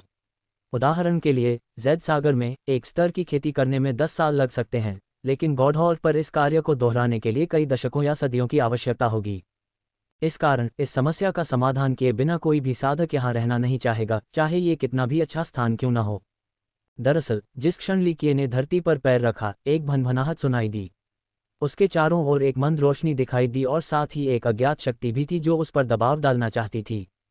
हालांकि लिकिए के 13 महलों में हल्की सी हलचल हुई और दबाव के साथ प्रकाश भी गायब हो गया। लिकिए के लिए इस महाद्वीप का उस पर कोई प्रभाव नहीं था। उसके 13 महल हर चीज़ को मात दे सकते थे। वह महाद्वीप में घूमने में समय लगाता रहा। रास्ते में उसके एक महल में कुछ गड़बड़ हो गई, इसलिए उसने उसे खोलकर अमर औषधियों का समूह बाहर निकाल दिया। यांग बेल और जिनसिंग पूर्वज के बाहर आने के बाद वे बेहद उत्साहित दिखे और खुशी से उछल पड़े। यांग बेल ने खुशी से कहा, क्या बढ़िया जगह है, हमारे जैसे अमर औषधियाँ यहाँ रहना पसंद करेंगी। ये सही है, मैं यहाँ जड़ें जमाने को तैयार हूँ। अगर हम इस जगह पर कब्जा कर सकें तो यह एक अद्भुत अवसर होगा। जिनसिंग के पूर्वज ने सहमति जताई। लिकिए ने यह सुनकर हंसते हुए अपना सिर हिलाया। ये वास्तव में एक खजाना है, दुनिया की एक महान रचना है। दुर्भाग्य से इसे पाने की आपकी बारी नहीं है। हम एक कदम पीछे हट सकते हैं और कह सकते हैं कि आप सभी यहाँ जड़ें जमा लें। एक दिन एक बेजोड़ स्तर तक बढ़ने के बाद आप पाएंगे कि यह सब केवल किसी और के लिए ही लाभकारी रहा होगा। इस जगह का पहले से ही एक स्वामी है। विशाल महाद्वीप और जीवन से भरपूर जंगल को देखते हुए उसकी आंखें गहरी हो गईं। वास्तव में इसे कौन हड़पने की कोशिश कर सकता है। यहाँ सभी के परिपक्व हो जाने के बाद तुम केवल इस भूमि के पूरक के रूप में काम करोगे। सचमुच सैनिक वृक्ष को इस बात पर यकीन नहीं हुआ। वे सभी जल्दी से मिट्टी में जड़ें जमा चुके थे। जैसे ही उन्होंने अपनी अपनी तकनीकें अपनाई, उनके शरीर चमक उठे। अजीब बात है, सैनिक वृक्ष ने कहा, मैं इस विशेष नस को हिला नहीं सकता। ऐसा लगता है कि यह पहले से ही जड़ें जमा चुकी है। वास्तव में मैं सांसारिक ऊर्जा को अवशोषित करने में असमर्थ हूँ। ऐसा लगता है कि यह भूमि सीलबंद है। यांग बेल ने सहमति जताई। ये कितनी विचित्र जगह है, यह बाकी सभी जगहों से अलग है।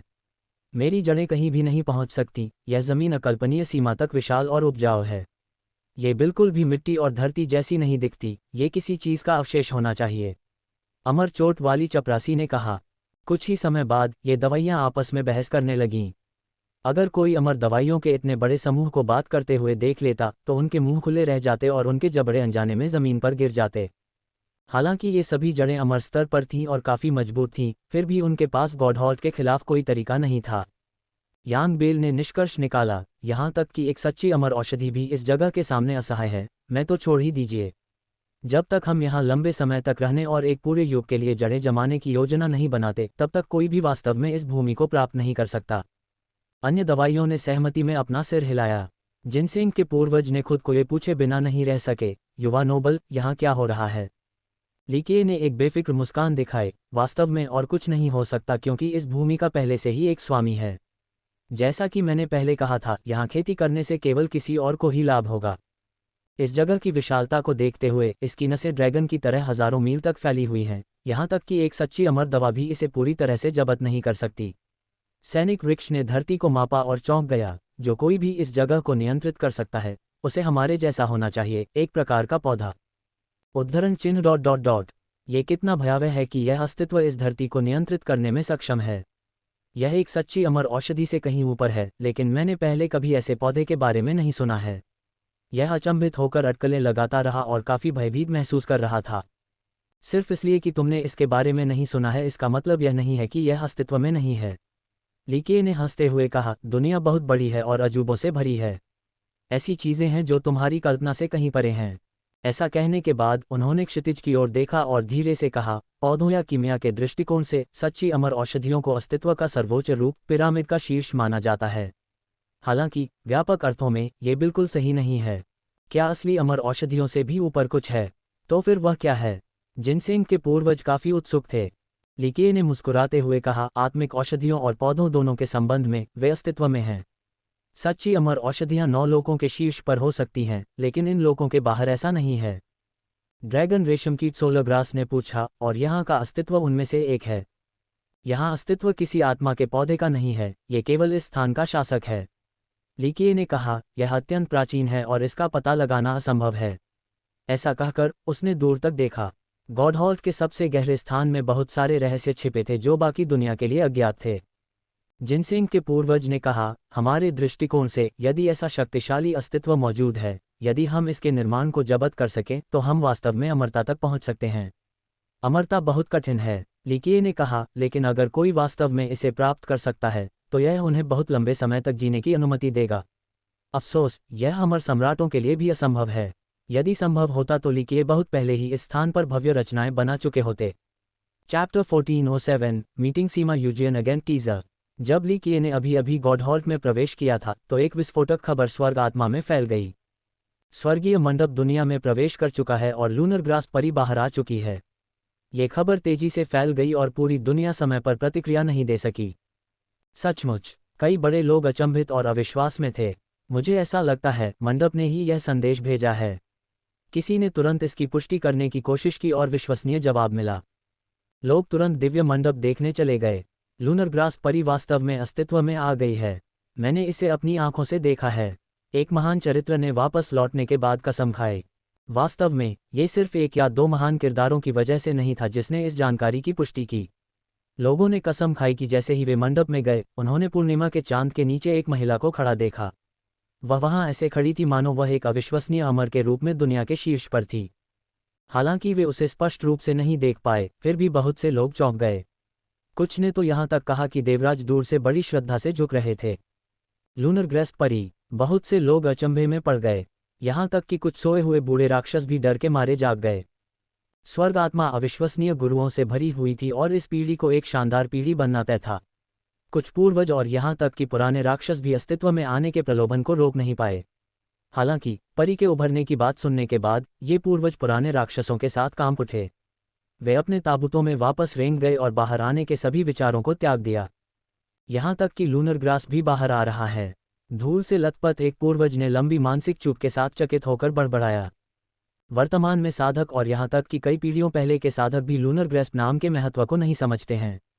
हालांकि जो पूर्वज उसके साथ इस दुनिया को साझा कर चुके थे वे इसे अच्छी तरह समझते थे। एकांतप्रिय परी सो रहे पूर्वजों को निराश करने के लिए बाहर आ गई थी। अच्छा नहीं, इस पीढ़ी में कुछ बड़ा होने वाला है। एक पूर्वज कांपने के बाद आगे सोचने की हिम्मत नहीं जुटा पाया। इस बार भागने के बजाय उसने खुद को छिपा लिया। ये किस तरह की पीढ़ी है? इसमें क्या खास बात है? प्रभावशाली पात्रों को समझ में नहीं आया कि परी ने बाहर आने का फैसला क्यों किया। उनमें से एक ने कहा, पहले मेंग ज़ेंटियन और अब लूनर ग्रेस। क्या और भी एरा इवडा बाहर आएंगे? ये समझ में आता है कि ज़ेंटियन क्यों बाहर आया।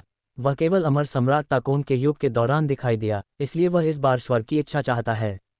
हालांकि यह परी के लिए अलग है। मैं इसे बिल्कुल नहीं समझ पा रहा हूँ। वह लंबे समय से दुनिया से दूर है, लेकिन वह बिना किसी पूर्व संकेत के बाहर आ गई। कोई काफ़ी हैरान था। लूनर ग्रास परी को युग से बचने वाला नहीं माना जाता है। वह स्वभाव से अधिक एकांतप्रिय है। अगर वह एक भागने वाली होती तो वह स्वर्ग की इच्छा के लिए बहुत पहले ही बाहर आ जाती, क्योंकि कोई भी उसे रोक नहीं पाता। तो ये पीढ़ी क्यों? मुझे बिल्कुल समझ में नहीं आता। बहुत ज्ञान रखने वाला एक बुजुर्ग पूर्वज निराश था। इनमें से कुछ मोहरबंद पूर्वजों को एहसास हुआ कि इसके पीछे कोई कारण होना चाहिए और यह स्वर्ग की इच्छा नहीं थी। इस मामले में रहस्य पूरी तरह से अज्ञात था। अन्य लोग इसे बिल्कुल भी नहीं समझ पाए। हम जैसे युवा कैसे जिएंगे?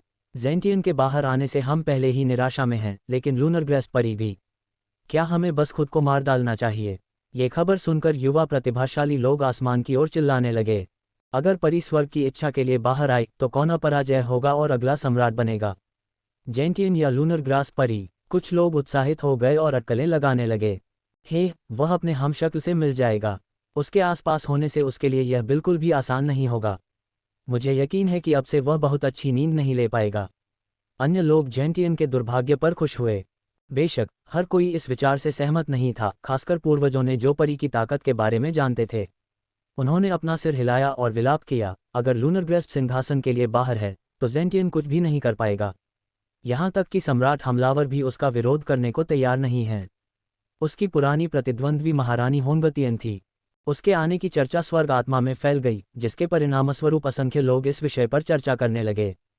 यहाँ तक कि बंद साधना में लगे जेंटियन भी यह खबर सुनकर चुप हो गए। अंत में वह जल्दी बाहर आया और आदेश दिया, गॉडहॉल्ट की यात्रा के लिए कुछ उपहार तैयार करो। हमारे लिए आत्मा रसातल की यात्रा करने का समय आ गया है। इतने शोरगुल के बावजूद ली की एको खबर नहीं मिली। वह अभी भी गॉडहॉल्ट में एक एक कदम आगे बढ़ रहा था, मानो वह इस महाद्वीप की खूबसूरती का आनंद ले रहा हो। काफी देर बाद वह अंततः रुका और पीछे मुड़ा। बाहर आओ, नहीं तो मैं खुद तुम्हें बाहर निकाल दूंगा। एक छाया चमकी और ली क्यूई से कुछ ही दूरी पर एक व्यक्ति दिखाई दिया। ये प्रसिद्ध हत्यारा सिमा युजियान था। वह कहीं से भी प्रकट हुई और अपनी खून की प्यास दिखाए। वह अभी भी पहले की तरह शांत थी और उसकी आभा ने दूसरों को डर से बेकाबू होकर कांपने पर मजबूर कर दिया। उसने उसकी ओर देखा और सपाट लहजे में कहा, तो अभी भी हार नहीं मानी? पिछली बार मैंने किसी कारण से तुम्हारी जान बख्शी थी, लेकिन इस बार मैं इतना दयालु नहीं होऊंगा। उसने उसे घूरकर देखा और ठंडे स्वर में कहा, मैं यहाँ तुम्हारी वजह से नहीं हूँ। ये सिर्फ एक संयोग है। ये वास्तव में मामला था, क्योंकि उसके पास गॉडहॉल्ट पर एक और मिशन था। हालांकि पहुंचने के बाद उसने ली क्यूई को यहाँ पाया। एक हत्यारे के पास जिज्ञासु दिमाग नहीं होना चाहिए, और वह हत्या के अलावा बाकी सब चीज़ों के प्रति उदासीन थी। अफसोस, उसके अचानक प्रवेश ने उसकी रुचि को बढ़ा दिया, इसलिए वह उसका पीछा करने और यह पता लगाने से खुद को रोक नहीं पाई कि वह क्या कर रहा था। पिछली बार की असफलता के बाद मुझे लगा कि तुम बंद साधना में रहोगे। मुझे उम्मीद नहीं थी कि तुम फिर से बाहर भागोगे, ली किए ने मुस्कुराते हुए कहा। उसने पलटकर जवाब दिया, एक हत्यारा बंद दरवाजे के पीछे अपनी कला नहीं बनाता। वह ये भी नहीं जानती थी कि उसने उसका मनोरंजन क्यों किया। इस यात्रा पर निकलने के बाद से उसने कभी किसी को जवाब नहीं दिया था। फिर भी उसने हत्या के सिद्धांत का निषेध किया। न केवल उसने बिना किसी कारण के उसका पीछा किया, बल्कि उसने उसे जवाब देने का भी विकल्प चुना। वास्तव में उसके मन में कुछ सवाल थे। हालांकि अपने गर्वित व्यक्तित्व और व्यवसाय के कारण वह ली किए से सलाह नहीं मांगेगी। ली किए ने सिर हिलाया, ये सच है। एक हत्यारे को बेहतर बनने के लिए खून और मौत के बपतिस्मा से अनुभव प्राप्त करना चाहिए। ऐसा कहते हुए उसने उसकी ओर देखा और मुस्कुराया, चूंकि तुम यहाँ प्रशिक्षण के लिए आए हो तो तुम्हारा लक्ष्य कौन है? अगर मैं नहीं, कौन इतनी बड़ी कीमत चुका रहा है? कोई टिप्पणी नहीं, उसने ठंडे स्वर में उत्तर देने से इनकार कर दिया। ली किए ने इस रवैये को स्वीकार कर लिया, क्योंकि एक हत्यारा स्वाभाविक रूप से ऐसी संवेदनशील जानकारी का खुलासा नहीं करेगा। उसने मुस्कुराते हुए कहा, अगर मैं चाहूँ तो मैं जवाब पा सकता हूँ, भले ही आप मुझे न बताएं। ये सब मेरी इच्छा पर निर्भर करता है। ऐसे शब्दों ने युजियान को अपनी आंखें ऊपर उठाने पर मजबूर कर दिया। उसे ली किए की क्षमताओं पर संदेह नहीं था। वास्तव में वह उसकी श्रेष्ठता से पूरी तरह वाकिफ थी। आत्मा की गहराई। अंत में उसने अपना लक्ष्य बता ही दिया। उसने उसे जांच करने के लिए कहने के बजाय दोनों के लिए काम आसान कर दिया, क्योंकि वह समझती थी कि वह सही उत्तर ढूंढ पाएगा और इससे उसके मिशन पर नकारात्मक प्रभाव पड़ सकता है। ऐसा नहीं है कि मैं तुम्हें कम आंक रहा हूँ। ली किए ने धीरे से अपना सिर हिलाया, लेकिन अगर तुम स्थिति की गंभीरता से अवगत हो तो तुम्हें पता होना चाहिए कि यह बिल्कुल भी समझदारी भरा कदम नहीं है। हत्या का तुम्हारा दाव अभी पूर्णता तक नहीं पहुंचा है। अगर तुम कुंडलित ड्रैगन तलवार पाने के योग्य होते तो मुझे यकीन है कि तुम सफल होते, भले ही लक्ष्य आत्मा रसातल के अंदर हो। लेकिन तुम केवल अपनी मृत्यु को प्राप्त करने जा रहे हो। सफलता की शून्य संभावना है। रसातल न केवल मजबूत है, बल्कि यह ऐसा भी है कि तुम्हारे पास छिपने के लिए कोई जगह नहीं होगी। एक भी गलत कदम और तुम निश्चित रूप से मर जाओगे। चैप्टर 1408 सीइंग ये शाओ शाओ अगेन टीजर। उसने उसके विश्लेषण पर अति प्रतिक्रिया नहीं की और ठंडे स्वर में उत्तर दिया, एक हत्यारा कभी भी मृत्यु से नहीं डरता। ली किए ने असहमति जताई, गलत। एक हत्यारे के नियम क्या हैं? पहला है जिंदा रहना, दूसरा है मिशन पूरा करना। जिंदा रहकर ही आप अपना मिशन पूरा कर पाएंगे। उन्होंने धीरे धीरे आगे कहा, किसी भी हत्यारे को मिशन से पहले पर्याप्त तैयारी करनी चाहिए। उदाहरण के लिए, लक्ष्य की पहचान, ताकत, आदतें, कमजोरियां इत्यादि जानना। दुश्मन को जानकर आप 100 लड़ाइयों में 100 बार विजयी होंगे। मिशन पूरा करने के लिए खुद को बलिदान करना व्यर्थ है। ऐसा करने से आप कठपुतली बन जाएंगे, हत्या के लिए एक उपकरण। आप हत्या के दांव पर आगे नहीं बढ़ पाएंगे। वह गरिमापूर्ण तरीके से मुड़ा और गंभीर तरीके से बोला, मैं अन्य हत्यारे समूहों पर टिप्पणी नहीं करूंगा, लेकिन मेरी नज़र में ये दांव एक प्रकार की साधना, एक अध्ययन या यहाँ तक कि एक रणनीति है। ये केवल कीमत की परवाह किए बिना लक्ष्य को मारने के बारे में नहीं है। इस दांव के बारे में सबसे महत्वपूर्ण पहलू यह है कि क्या उपयोगकर्ता समग्र रणनीति को पूरा कर सकता है, जबकि यह मूल्यांकन करता है कि क्या ये करने योग्य है। ये गॉडस्लेइंग नाइट कॉर्प्स का नियम है और इसके शानदार कारनामों का कारण है। ये सुनकर यूजियन के चेहरे के भाव बदल गए। न केवल यह व्यक्ति हथियारों से परिचित था, बल्कि सबसे डरावनी बात यह थी कि उसने उसकी वंशावली का खुलासा किया। हेवन स्पिरिट में अब कोई भी उनका नाम नहीं जानता था। ली क्यूई के ज्ञान ने उसे पूरी तरह से हिला दिया है। वह इससे परिचित कैसे नहीं हो सकते? उन्होंने ही इस संगठन का निर्माण किया था। मैंने पूरी तैयारी कर ली है। वह बर्फ की तरह ठंडी थी। एक योग्य हत्यारे को दूसरों से कभी कोई परेशानी नहीं होती। मुझे परवाह नहीं है कि आप आत्मा रसातल से किसे नीचे लाने की कोशिश कर रहे हैं, लेकिन मैं आपको आश्वस्त कर सकता हूं कि आप इसे अच्छी तरह से नहीं समझते हैं। मुझे नहीं पता कि अभी कोर का प्रभारी कौन है, लेकिन रसातल के बारे में आपकी जानकारी कम है। इसमें प्रवेश करने का मतलब है कि आप आसानी से अपने ठिकाने का खुलासा कर सकते हैं। उनके सदस्यों की उनके घर में हत्या करना भी बुद्धिमानी नहीं है। ये रसातल गॉडहॉर्ड में अविश्वसनीय शक्ति रखता है, बाहरी लोग इसे आसानी से नहीं समझ सकते। ली किए ने उसे अच्छी तरह से सलाह दी। वह उसे ठंडे भाव से देखती रही और बिना कुछ कहे चली गई।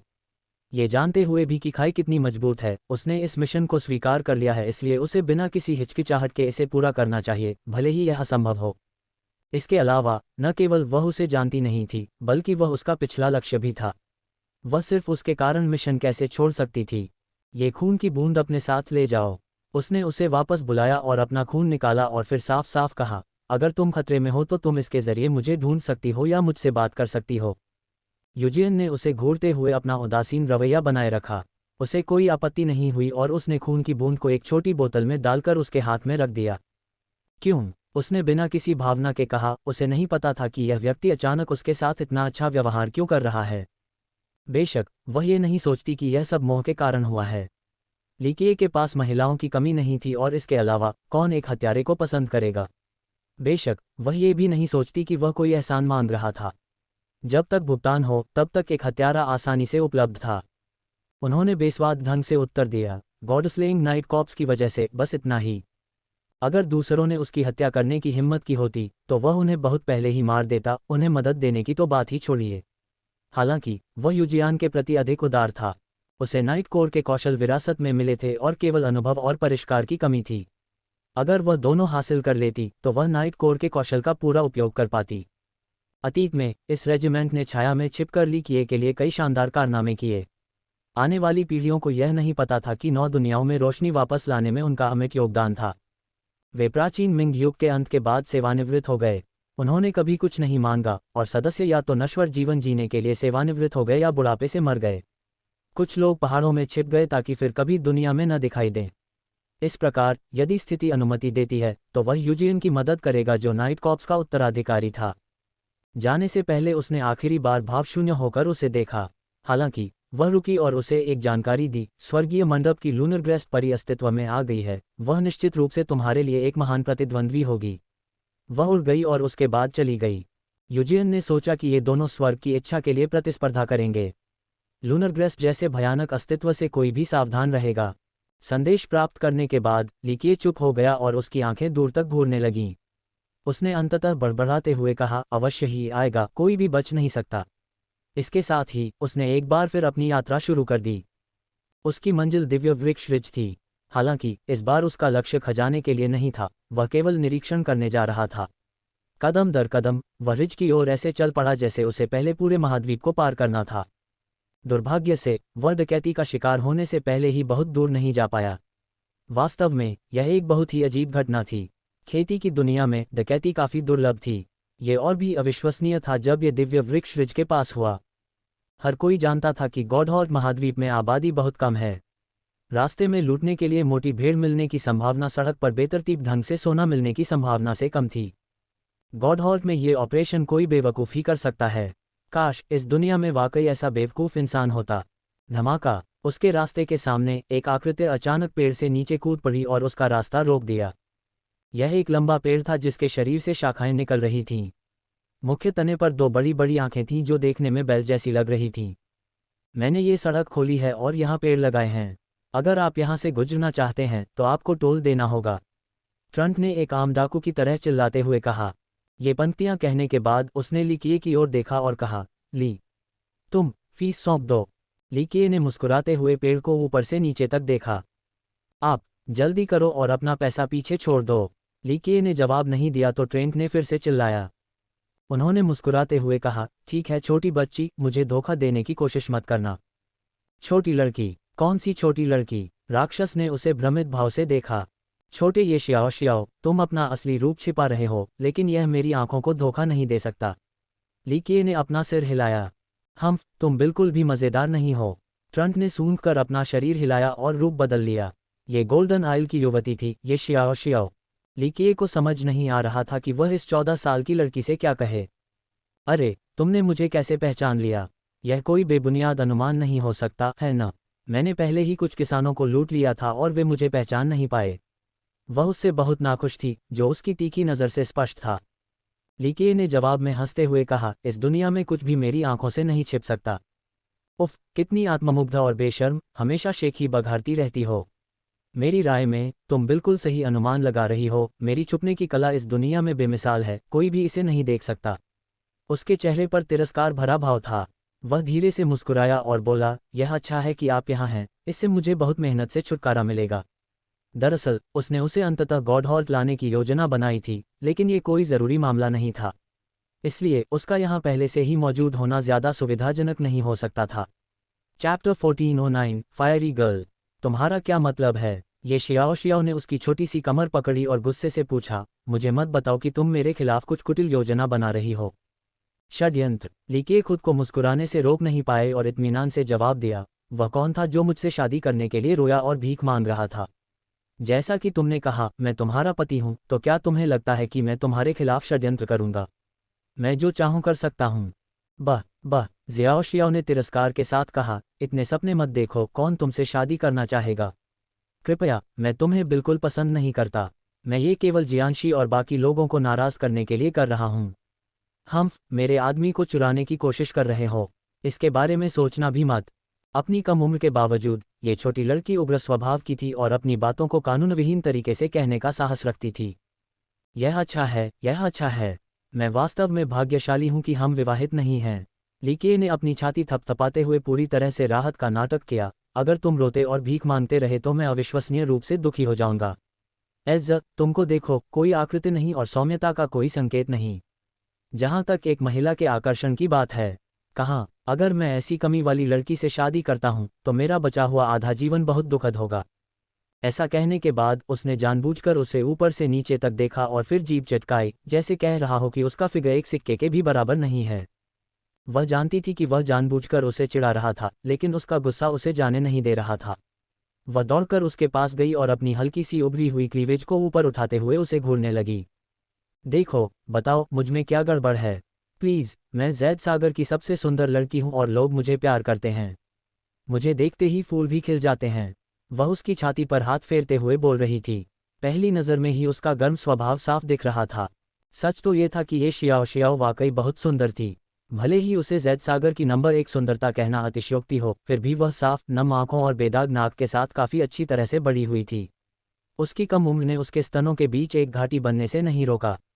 कोई भी इसे कैसे भी देखे, वह एक अविश्वसनीय रूप से सुंदर थी और भले ही वह सबसे सुंदर न हो, लेकिन उसकी प्रशंसा राज्य विजय के रूप में की जा सकती थी। लीकिए ने उसकी नाराज़गी पर ध्यान नहीं दिया और अपनी ठुड्डी को रगड़ते हुए मजाक किया, मैं एक ऐसा व्यक्ति हूं जिसे बड़े स्तनों वाली लड़कियां पसंद हैं। बेशक, एक सौम्य स्वभाव भी एक जीत है।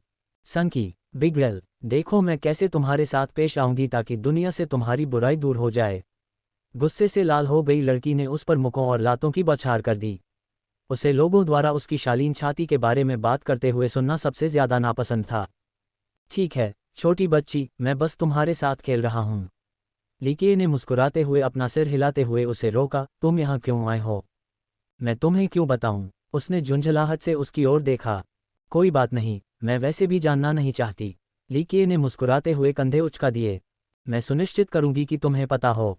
वह उसके खिलाफ जाना चाहती थी। मैं ड्रैगन डेमन सागर के रास्ते पर थी, लेकिन सिर्फ समुद्री राक्षसों का झुंड बिल्कुल भी मज़ेदार नहीं होता, इसलिए गॉडहॉर्ड बेहतर लगा। निश्चित रूप से, मैंने पाया कि यहाँ कई दिलचस्प चीज़ें हैं। लीकिए ने मजाक में कहा, क्या तुम्हें यकीन है कि तुम रास्ता भटक कर गलत जगह नहीं पहुंच गए हो? उसके गोरे चेहरे ने अचानक सच्चाई उजागर कर दी और वह गुस्से से बोली, वाह, तुम ही खो गए हो। ली क्यूए ने सही अनुमान लगाया। जियाओ शियाओ ने सुना कि बोन्सिया बहुत जीवंत था, इसलिए वह शुरू में खेलने के लिए वहां भाग गई। काश उसे पोर्टल में गलत निर्देशांक दर्ज करने की उम्मीद नहीं थी, इसलिए उसे सीधे गॉडहाल्ड में टेलीपोर्ट कर दिया गया। उसे गलत जगह जाने से कोई परेशानी नहीं थी और उसने लोगों को लूटकर इस महाद्वीप पर मौज मस्ती करने का फैसला किया। कई साधक उसके शिकार बन गए, खास तौर पर आत्मा रसातल से आए शिष्य। उसने उसकी ओर देखा और पूछा, अरे तुम यहाँ क्यों हो? क्या तुम ड्रैगन डेमन सागर में दिखावा करने नहीं गए थे? मैंने सुना था कि तुम्हारे साथ दिन भर सुंदरियां रहती हैं। तुम स्वेच्छा से गॉडहॉर्ड क्यों भागे, एक ऐसी जगह जहां पक्षी भी अंडे नहीं देना चाहते? ओह, ईर्ष्या। उसने इत्मीनान से उसकी ओर देखा और मुस्कुराया। उसने तिरस्कारपूर्वक उत्तर दिया, वाह, हर समय इतना आत्ममुग्ध होना बंद करो, कौन तुमसे ईर्ष्या करेगा? उसके उग्र स्वभाव का आदी हो जाने के कारण वह मुस्कुराता रहा। अरे अब बाहर निकलो, तुम यहाँ क्यों हो? क्या गॉडहॉर्ड में कोई खजाना मिलने वाला है? मैंने सुना है कि बोन्सिया में भी कुछ है, क्या तुम्हें कुछ मिला? उसने सवालों की झड़ी लगा दी। सबसे पहले, मेरा नाम इयत नहीं है। दूसरी बात, मुझे नहीं पता कि खजाने निकल रहे हैं या नहीं। उसने जवाब में उसे घूरते हुए कहा, अगर तुम्हारा नाम एक नहीं है तो मैं तुम्हें क्या कहूँ? लीके ने हंसते हुए जवाब दिया, मुझे लगता है कि मुझे आपके द्वारा मुझे पति कहे जाने से कोई आपत्ति नहीं है, क्योंकि मैं हाल ही में रोमांस में डूबा हुआ हूँ। आपको ये सम्मान देना अभी भी स्वीकार्य है। बह, क्या तुम्हें कोई शर्म नहीं है? उसने उसके पैर पर रौंदते हुए तुरंत अपना मूड बदल लिया और एक नखरे वाली पलक झपकाते हुए कहा, मैं अब से तुम्हें एक नहीं कहूंगी। इसके बजाय तुम अहंकार के राजा बन जाओगे, क्योंकि तुम सिर्फ दबंग और आत्ममुग्ध होने का नाटक करते हो। लीकिए ने ठहाका लगाया। उसे इस बात से कोई फर्क नहीं पड़ा कि जियाओ जियाओ उसे क्या संबोधित करती है, क्योंकि वह सिर्फ उसे चिढ़ाना चाहता था। उसने दूर तक देखा और पूछा, क्या गॉडहॉर्ड मज़ेदार है? बेशक, यहाँ बहुत मज़ा चल रहा है।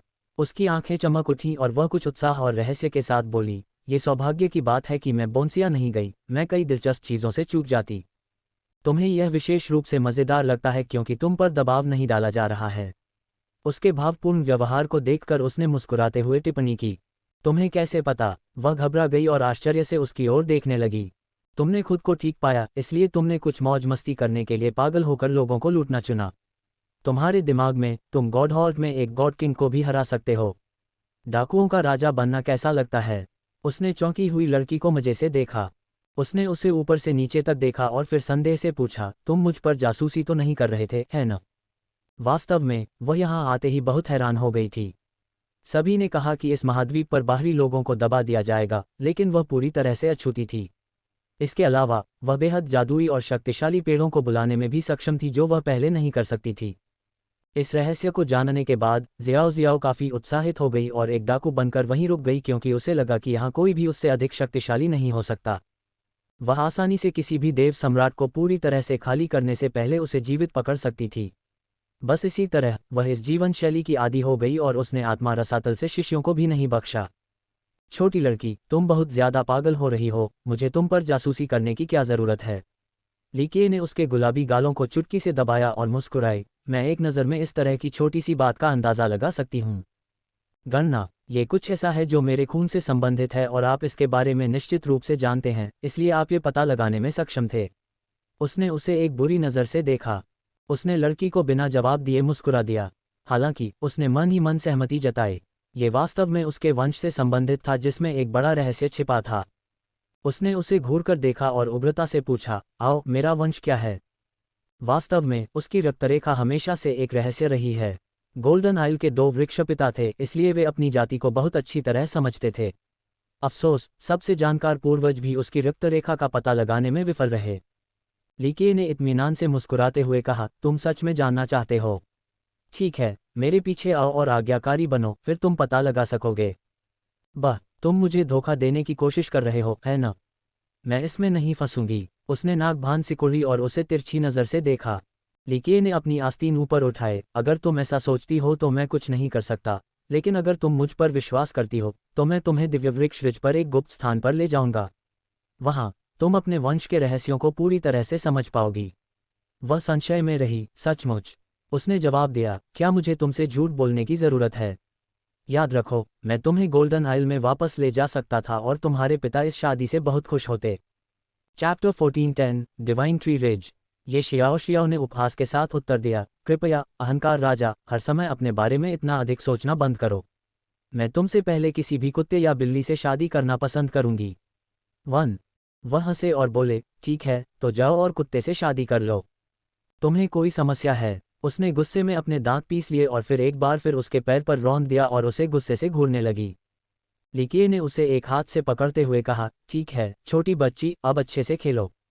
हम दिव्य वृक्ष रिज पर जाएंगे। तो चलो चलें, तुम्हें लगता है मैं डर रही हूँ? उसके चंगुल से छूटने से पहले उसने गुनगुनाया। ठीक है, चलो। वह आगे बढ़ता रहा। हम वहाँ क्या करने जा रहे हैं? वह एक जिज्ञासु बच्चे की तरह जल्दी से उसके पीछे चली गई। उन्होंने मुस्कुराते हुए जवाब दिया, थोड़ा निरीक्षण। उसकी आंखें तुरंत चमक उठीं, क्या कोई खजाना निकलने वाला है? अहंकार राजा, ऐसा कोई तरीका नहीं है कि आप बिना किसी कारण के रिज पर जाएं। ऐसा कौन कहता है? मैं वहां जाकर वहां के नज़ारे नहीं देख सकता। वह रहस्यमयी ढंग से मुस्कुराया। मैं तुम्हारे झूठ पर कभी भरोसा नहीं करूंगी। उसने नाक भान सिकुड़ी और खुद को उससे चिपका लिया। वह जहां भी जाता वह उसके ठीक पीछे होती, क्योंकि वह उसके रिज पर जाने के लक्ष्य को देखना चाहती थी। वह मुस्कुराया और जियाओ को अपने पीछे रखते हुए अपने गंतव्य की ओर बढ़ गया। दिव्य वृक्ष रिज 12 दफन मैदानों में से एक था, जो स्वर्ग आत्मा में बोनेसी के समान स्तर पर था। हालांकि यह अपने समकक्ष जितना खतरनाक नहीं था। कुछ लोगों ने तो ये भी कहा कि बौद्ध अंतिम संस्कार पठार के बाहर रिज सबसे कम खतरनाक स्थान था। वास्तव में ये सभी दफन स्थल खतरनाक थे। रिज सुरक्षित लग सकता है, लेकिन ये केवल एक पर्दा था। यह अन्य सभी की तरह ही खतरनाक था। दोनों जल्दी ही वहां पहुंच गए और उन्होंने महसूस किया कि उनके चेहरे पर हवा का झोंका बदल गया है। नए लोग पाते थे कि गॉडहाल की विशाल आभा दिव्य वृक्ष रिज से आती है। यह आभा समुद्र की तरह असीम थी। सबसे महत्वपूर्ण बात यह है कि यहाँ जीवन शक्ति की प्रचुरता पाई जा सकती है। लोगों को ऐसा लगता था कि वे रिज के किसी भी कोने में इसकी ऊर्जा में नहा रहे हैं, जिसके परिणामस्वरूप एक अवर्णनीय सुखद अनुभूति होती है। चाहे कोई कितना भी थका हुआ, कमजोर या बूढ़ा क्यों न हो, इस जमीन पर खड़े होने पर सब कुछ अलग हो जाएगा। थकान दूर हो जाएगी, कमजोर मजबूत हो जाएगा और बूढ़ा जवान महसूस करेगा। अगर लोगों को नहीं पता था कि यह एक कब्रिस्तान है, तो यहाँ आने के बाद वास्तव में ऐसा कौन सोचेगा? जियाओ एक चोटी पर खड़ी हुई और एक गहरी, आरामदायक सांस ली। उसका शरीर इस जीवन शक्ति में डूबा हुआ था जैसे कि वह किसी समुद्र में नहा रही हो। यह आरामदायक और जीवन शक्ति से भरा हुआ था। लिकिए ने बस मुस्कुराया और चोटी के नीचे बसे गांव की ओर देखा। उसकी आंखें काफी गहरी हो गईं। अगर कोई देख पाता कि ये दोनों कहाँ खड़े थे, तो वह निश्चित रूप से चकित हो जाता। यह एक विशाल पर्वत श्रृंखला थी जिसकी चोटियां हरे भरे वनस्पतियों और जीवन से भरी हुई थीं। बेशक अनेक चोटियों वाली एक विशाल पर्वत श्रृंखला बड़े पैमाने पर होने पर भी साधारण ही लगेगी। अफसोस, यहाँ दिव्य वृक्ष रिज पर स्थिति अलग थी, क्योंकि यह विशाल पर्वत श्रृंखला जमीन पर स्थित नहीं थी, बल्कि जमीन से चिपकी हुई थी। जरा सोचिए, हजारों या दसियों हजार मील तक फैली एक पर्वत श्रृंखला उल्टी पड़ी हुई थी। चोटियां जमीन में धंसी हुई थीं, जबकि आधार अकल्पनीय तरीके से सीधे आसमान की ओर बढ़ रहा था। इसके अलावा दिव्य वृक्ष रिज के पार इस तरह की एक से अधिक पर्वत श्रृंखलाएं फैली हुई थीं। इस दृष्टिकोण को ध्यान में रखते हुए यहाँ की पर्वत श्रृंखलाएं धरती में जड़ें जमा रहे एक विशाल वृक्ष की शाखाओं की तरह लग रही थीं। ऐसा शानदार दृश्य इस दुनिया से बाहर था और केवल दिव्य वृक्ष रिज पर ही पाया जा सकता था। यहाँ आने वाला कोई भी साधक इस दृश्य को देखकर चकित हो जाएगा। लाखों सालों से लोग इस भौगोलिक लेआउट के कारण की खोज कर रहे हैं, लेकिन कोई भी ठोस जवाब नहीं दे पाया। बेशक कई अटकलें थीं। एक ने कहा कि यह रिज खुद एक विशाल पेड़ और पृथ्वी के सम्मिलन से बना था, जिसके परिणामस्वरूप ये जादुई दृश्य बना। कुछ लोग इस विश्वास से सहमत नहीं थे। उनका संस्करण ये था कि एक अज्ञात युग में अमर लोगों के बीच युद्ध हुआ था। महान आकाश में एक अमर ने एक के बाद एक पर्वत श्रृंखला को उखाड़ फेंका और उन्हें अपने दुश्मनों के खिलाफ भाले के रूप में इस्तेमाल किया। तब से इन चोटियों को इस स्थान पर पिन किया गया। किसी भी तरह से सटीक निष्कर्ष निकालना असंभव था, क्योंकि कोई भी निश्चित उत्तर नहीं दे सकता था। हेवन स्पिरिट में लोगों ने कहा कि 3 महान जातियां थीं, आकर्षक आत्माएं, ट्रांस और समुद्री राक्षस। हालांकि कुछ लोगों का मानना था कि 4 थीं, जिनमें से आखिरी मुरझाई हुई थी। बेशक हर कोई इस कथन से सहमत नहीं था। उनका मानना था कि मुरझाए हुए लोग जीवित अस्तित्व नहीं हैं, इसलिए वे एक जाति नहीं हो सकते। विथर्ड वीटेड एक ऐसी जाति थी जो केवल दिव्य वृक्ष रिज डिवाइन ट्री रिज में पाई जाती थी, और यह एकमात्र ऐसी जाति थी जो इस भूमि पर निवास कर सकती थी। ये कल्पना से परे था कि लोग कब्रिस्तान में रह रहे थे। बेशक यही वजह थी कि लोग उन्हें लाशें भी मानते थे। दोनों पिछली चोटी के नीचे वाले गांव में गए। यह एक बड़ा सा गांव था जिसमें सिर्फ 100 के करीब लोग थे। खाना पकाने के बर्तनों से धुआं निकल रहा था और मुर्गियां और कुत्ते अपनी आवाज़ें निकाल रहे थे। सादगी भरा जीवन। ऐसा साधारण गांव स्वर्ग आत्मा में हर जगह पाया जा सकता है। यदि यह गांव मुरझाए हुए लोगों द्वारा बसा हुआ न होता तो इस विशेष गांव और अन्य गांवों के बीच एकमात्र अंतर उनकी वास्तुकला ही होती। यहाँ की सभी इमारतें खुरदरी सी लगती थीं। वे सभी व्यवहारिकता को ध्यान में रखकर बनाई गई थीं और उनमें किसी भी तरह की सजावट का अभाव था। ये प्रागैतिहासिक काल की याद दिलाता है। सुदूर युग में सभी प्रकार के जीव भी यही करते थे। ऐसा लगता था मानो मुरझाए हुए लोग भी एक ही जीवन शैली साझा करते हों। वे कला और सौंदर्य को नहीं समझते थे या उसकी सराहना नहीं करते थे। प्रकृति में सब कुछ व्यवहारिक होना चाहिए था। मुरझाई हुई जाति किस प्रकार की है? ज़ियाओ शियाओ उत्सुक हो गई। उन्होंने उसकी ओर देखा और पूछा, आप इतने लंबे समय से यहाँ हैं लेकिन आपने अभी तक उनका परिवर्तन नहीं देखा है। उसने असमंजस से पूछा, परिवर्तन से आपका क्या मतलब है? उन्होंने मुस्कुराते हुए जवाब दिया, ये शर्म की बात है।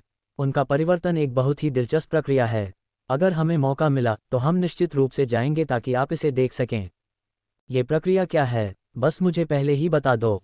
वह असंतुष्ट थी और उसे घूर कर देखने लगी। यद्यपि वह कुछ समय से यहाँ है, लेकिन उसका अधिकांश समय अपनी लूट की लत को पूरा करने में ही व्यतीत होता है, इसलिए वह अन्य चीज़ों की परवाह कैसे कर सकती है? जब मौका मिलेगा तो मैं तुम्हें वहाँ ले चलूँगा। वह मुस्कुराया और नीचे जाने लगा। ज़ियाओ शियाओ खुश नहीं थी, लेकिन उसके पीछे पीछे चलने के अलावा उसके पास और कुछ नहीं था। वे ज़्यादा दूर नहीं गए थे कि उन्हें रोक लिया गया। यह एक युवा साधक था और जाहिर तौर पर एक आकर्षक आत्मा थी।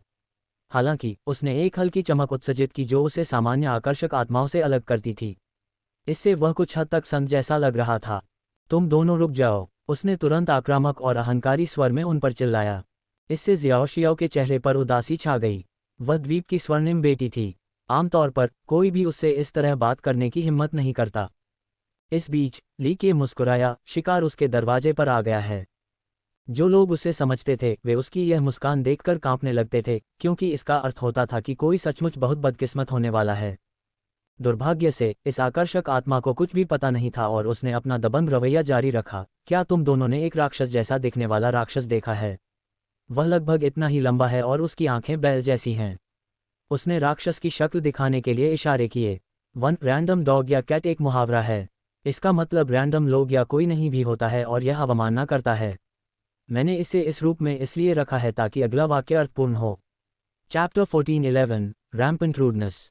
ज़ियाओ शियाओ इस आकर्षक आत्मा के वर्णन पर हंसना चाहती थी क्योंकि यह उसका डाकू रूप था। बेशक वह खुद को नियंत्रित करने में कामयाब रही। उसने गंभीरता से पूछा, इस पेड़ के बारे में क्या? आकर्षक आत्मा तुरंत गंभीर हो गई और ठंडे स्वर में बोली, आपको और कुछ पूछने की ज़रूरत नहीं है। अगर आप इसे देखते हैं तो इनाम के लिए तुरंत हमारे आत्मा रसातल को इसकी स्थिति की सूचना दें। उसके रवैये से पूरी बात बहुत ही बलशाली और किसी तरह के इनाम की तरह नहीं लग रही थी। ये समझ में आने वाली बात थी। गॉडहॉर्ट में सबसे ताकतवर कौन था? यह उसका वंश था, स्पिरिट एबिस। इससे भी ज़्यादा आश्चर्यजनक बात यह है कि स्पिरिट एबिस के शिष्य गॉडहॉर्ट में पूरी तरह से अप्रभावित थे। इस प्रकार यह उनकी दुनिया थी। जिस कारण से उन्हें दमन से बचाया गया वह अब तक एक रहस्य बना हुआ है। स्पिरिट एबिस कभी किसी बाहरी व्यक्ति को नहीं बताएगा। कोई केवल अनुमान लगा सकता है कि इसका उनके वंश से कुछ लेना देना हो सकता है। हेवन स्पिरिट में कई आकर्षक आत्मा वंश थे। हालांकि बहुत से लोग ये दावा करने की हिम्मत नहीं करते थे कि स्पिरिट एबिस के अलावा उनका सबसे पुराना वंश था। वे यहाँ तक मानते थे कि वे पूरी जाति के मूल थे। बेशक अन्य आकर्षक आत्मा वंशों में से अधिकांश ने इस धारणा को अस्वीकार कर दिया। वे कभी भी इस बात से सहमत नहीं होंगे कि आत्मा रसातल उनकी जाति का स्रोत था। अफसोस, कई आकर्षक आत्माओं ने स्वीकार किया कि रसातल सबसे पुराना वंश था। शायद यही कारण था कि गॉडहॉर्ट ने उनका दमन नहीं किया और अपने शिष्यों को इस देश में बेलगाम रहने दिया। चाहे कोई कितना भी शक्तिशाली क्यों न हो, दमन से बच पाना संभव नहीं था, इसलिए उन्हें रसातल से मदद की आवश्यकता हो सकती थी। स्पिरिट एबिस का दुनिया के अन्य हिस्सों में सीमित प्रभाव हो सकता है, लेकिन वे इसी वजह से गॉडहॉर्ट में अत्याचारी थे। अन्य सभी संप्रदायों और विशेषज्ञों को उन्हें कुछ संवेदनशीलता देनी होगी। बेशक ये शियाओ शियाओ ने ऐसा नहीं सोचा था। गोल्डन आइल की पसंदीदा बेटी के रूप में वह रसातल से आए एक शिष्य के सामने अपना सिर नहीं झुका सकती थी। पहले तो वह हंसी, लेकिन शिष्य के अपमानजनक रवैये को देखने के बाद उसके चेहरे पर उदासी छा गई और वह ठंडे स्वर में बोली, हमें आपकी आत्मा की गहराई में जाकर क्यों रिपोर्ट करनी चाहिए। उसने रसातल से कुछ शिष्यों को लूट लिया था, जिससे पूरा संप्रदाय क्रोधित हो गया था। गॉडहॉर्ट में उन्हें लूटने की हिम्मत कौन करेगा।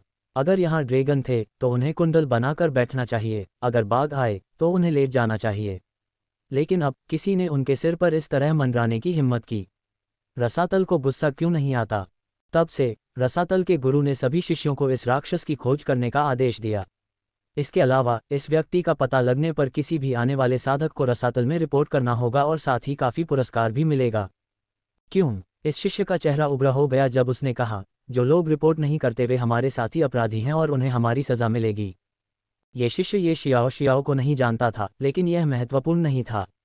वे गोल्डहार्ट में बॉस होने के आदी हो चुके थे, इसलिए इसे कोई फर्क नहीं पड़ता था कि कौन आ रहा है।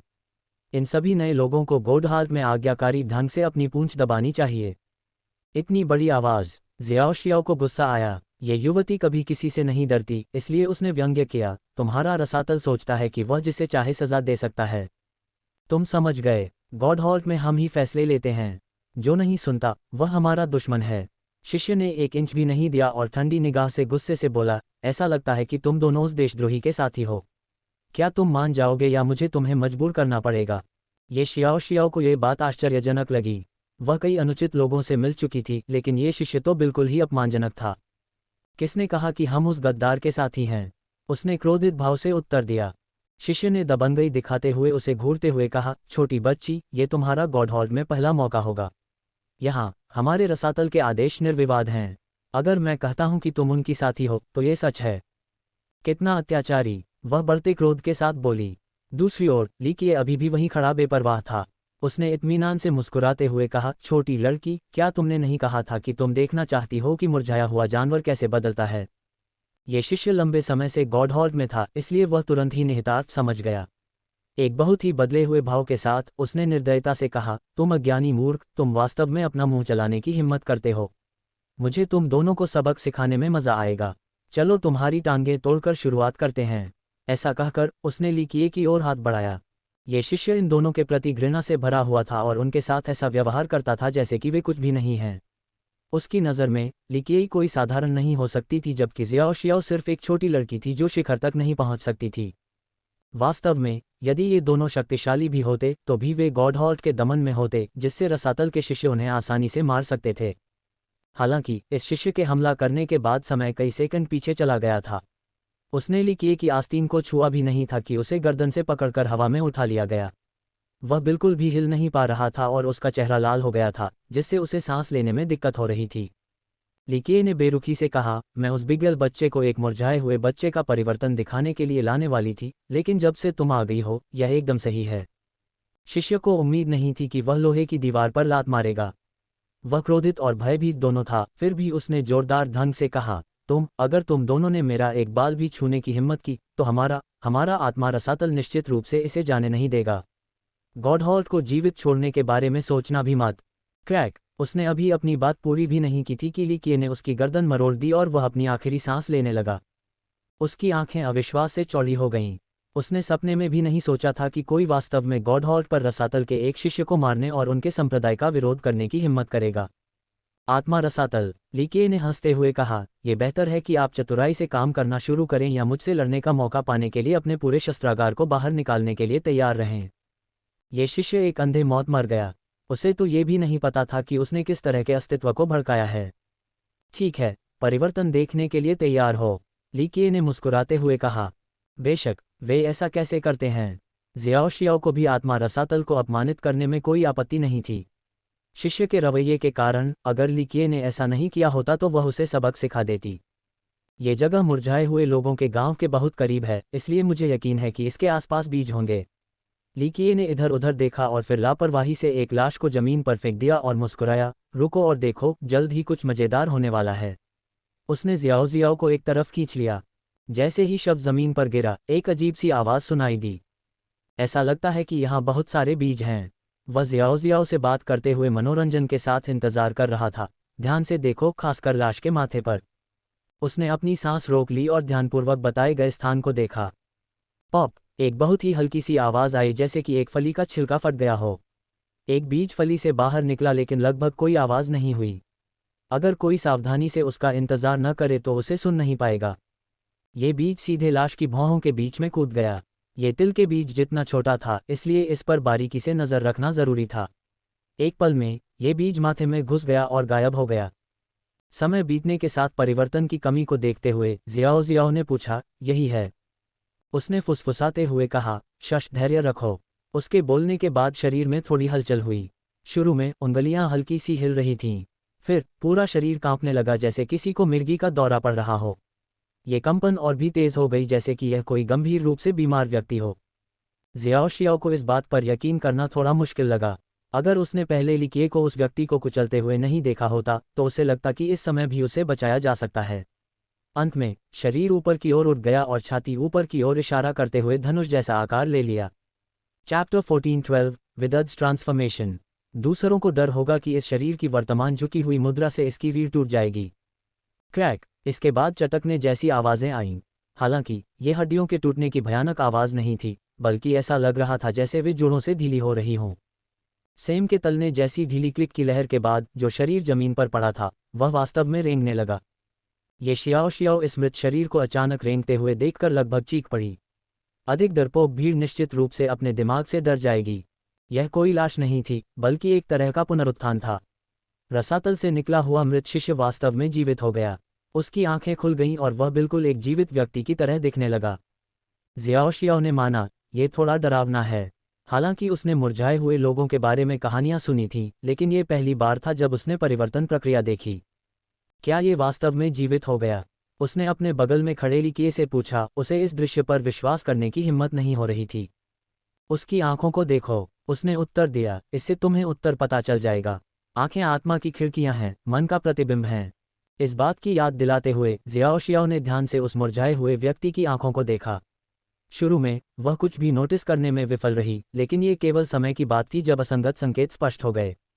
इसकी पुतलियां अलग थीं। एक पत्तीदार हरा रंग सूखे पीले रंग के साथ मिलकर एक अजीब दृश्य बनाता था। सबसे महत्वपूर्ण बात यह है कि कोई भी व्यक्ति ये देख सकता था कि ये आंखें राख की तरह थीं, जिनमें जीवन का कोई संकेत नहीं था, जैसे कि कोई आशा या जीवन नहीं था। क्या यह अभी भी मृत है? ये जियाओ जियाओ ने महसूस किया कि हालांकि यह शिष्य मुरझा गया था, फिर भी यह एक जीवित व्यक्ति की तरह नहीं दिखता था। यह इस बात पर निर्भर करेगा कि आप जीवन और मृत्यु को कैसे परिभाषित करते हैं। लिकिए ने मुस्कुराते हुए विस्तार से बताया, शिष्य के लिए वह निश्चित रूप से मर चुका है। हालांकि नया मुरझाया हुआ जीवित है। भले ही उसकी आंखों में कोई जीवन न हो, लेकिन जितना अधिक समय तक वह इस शरीर में अपनी जड़ें जमाए रखेगा, वह शरीर की जीवन शक्ति को रोशन करने में सक्षम होगा और आंखें फिर से जीवन से भर जाएंगी। उन्होंने आगे कहा, देखिए, क्या आपको अभी वहां थोड़ी सी जिंदगी और उम्मीद नहीं दिखती? जियाओ शियाओ ने फिर से नज़र घुमाई। निश्चित रूप से राख जैसी आंखों के पीछे जीवन की एक किरण थी। जीवन शक्ति की यह चिंगारी रेगिस्तान के बीच में एक छोटे से पेड़ की तरह महत्वहीन लग रही थी। हालांकि यह आंखों को रोशन करने और आशा लाने में सक्षम थी। इस समय मुरझाया हुआ आदमी जमीन पर बैठा हुआ था और उसे उलझन और जिज्ञासा दोनों हो रही थी। वह इधर उधर देख रहा था, मानो वह अभी अभी इस दुनिया में आया हो। लिकिए ने शियाओ शियाओ से कहा, यह बदलने लगा है। इस समय एक तेज आवाज़ आई। मुरझाए हुए व्यक्ति का शरीर कुछ हिस्सों में लकड़ी में बदलने लगा। शायद ये बढ़ने की एक प्रक्रिया थी। उदाहरण के लिए ऐसा लग रहा था कि उसकी भुजाओं पर कई जगहों पर छाल उग रही थी। साथ ही मांसपेशियों से शाखाएं भी निकल रही थीं। किसी जीवित प्राणी से पेड़ उगते देखना काफी विचित्र था। कुछ लोग इस अजीब परजीवी प्रक्रिया से डर सकते थे। ये शियाओ शियाओ को पूछना पड़ा, क्या ऐसा हो सकता है कि जो लोग दिव्य वृक्ष पर्वत श्रृंखला पर मरते हैं वे इन मुरझाए हुए लोगों में बदल जाते हैं? आप इसे इस तरह से कह सकते हैं। अगर यह बहुत खतरनाक जगह नहीं है तो व्यक्ति मरने के बाद केवल मुरझाया हुआ व्यक्ति ही बनेगा। हालांकि अगर यह वाकई खतरनाक जगह है तो ऐसा जरूरी नहीं है। उदाहरण के लिए, अगर आप थोड़ा घायल हैं और आपका खून किसी बीज पर टपकता है तो ये बीज आपकी परछाई की तरह शिकार करना शुरू कर देगा। ये किसी भी समय आपके माथे में गड्ढा खोद सकता है और आपको मुरझाया हुआ व्यक्ति बना सकता है। रिज में और भी ज्यादा खतरनाक जगहों पर ये बीज आपको बदलने की कोशिश कर सकते हैं, भले ही आपका शरीर बिल्कुल ठीक और मजबूत हो। एक खास स्तर पर वे किसी भी समय आपके शरीर को चुरा सकते हैं। उसने चेहरे पर मुस्कान के साथ अपनी बात पूरी की। जबरदस्ती माथे में छेद करना। उसे अपनी गर्दन के पीछे झुनझुनी सी अनुभूति हुई। उन्होंने मजाक करते हुए कहा, ओह, क्या अब तुम डर गए हो? अगर डर गए हो तो घर वापस भागने में देर नहीं हुई है।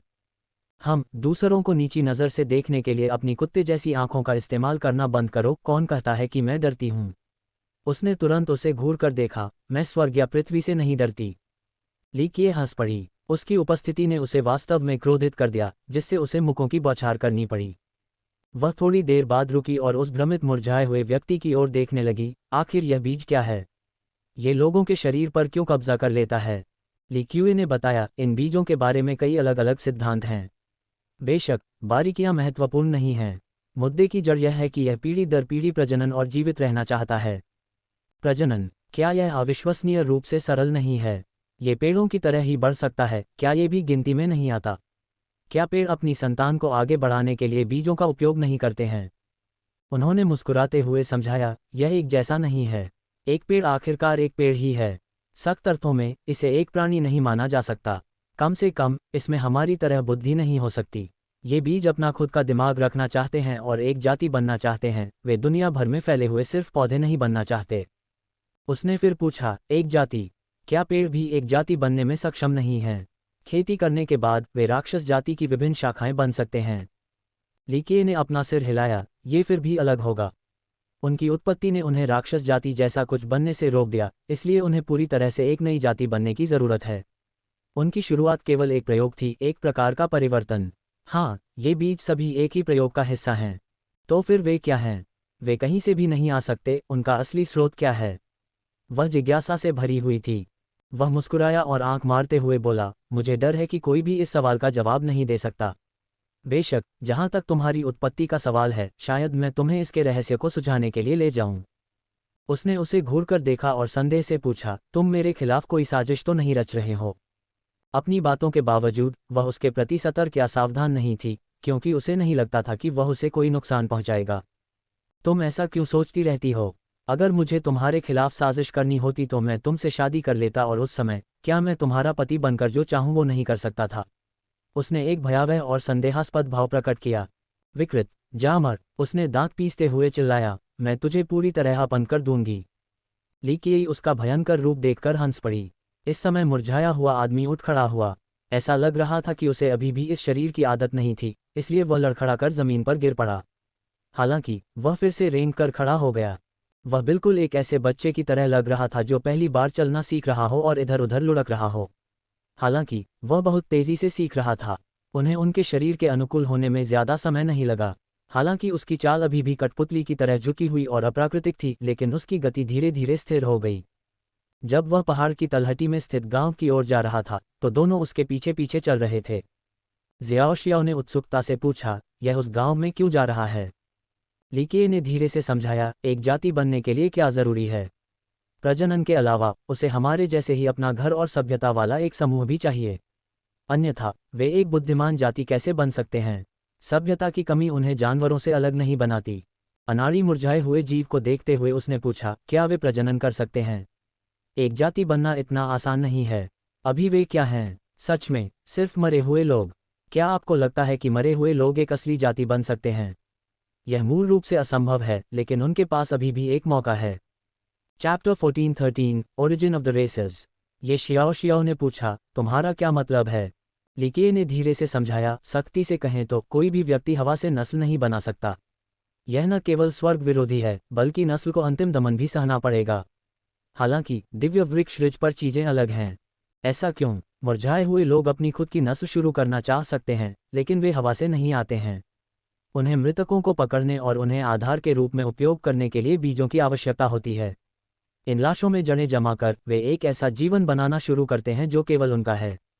इस प्रकार इन बीजों को केवल सख्त अर्थों में एक साइड ब्रांच माना जा सकता है। उनकी उत्पत्ति का एक हिस्सा नियमित पेड़ों से संबंधित है। इस वजह से वे वास्तव में खरोंच से नहीं बने हैं। उन्होंने कुछ देर रुककर कहा, हालांकि यह एक नई जाति के लिए एक बिल्कुल नए प्रयोग से संबंधित है। उदाहरण के लिए, मृत्यु के कगार पर होने पर यदि आप अपने अंगों को अलग करके किसी दूसरे शरीर में जोड़ देते हैं और ये अंग नए सिरे से शुरू होते हैं और प्रजनन करते हैं, तो इस शरीर को आपकी एक नई प्रति माना जा सकता है और भविष्य में आपको संदर्भ के रूप में इस्तेमाल किया जा सकता है।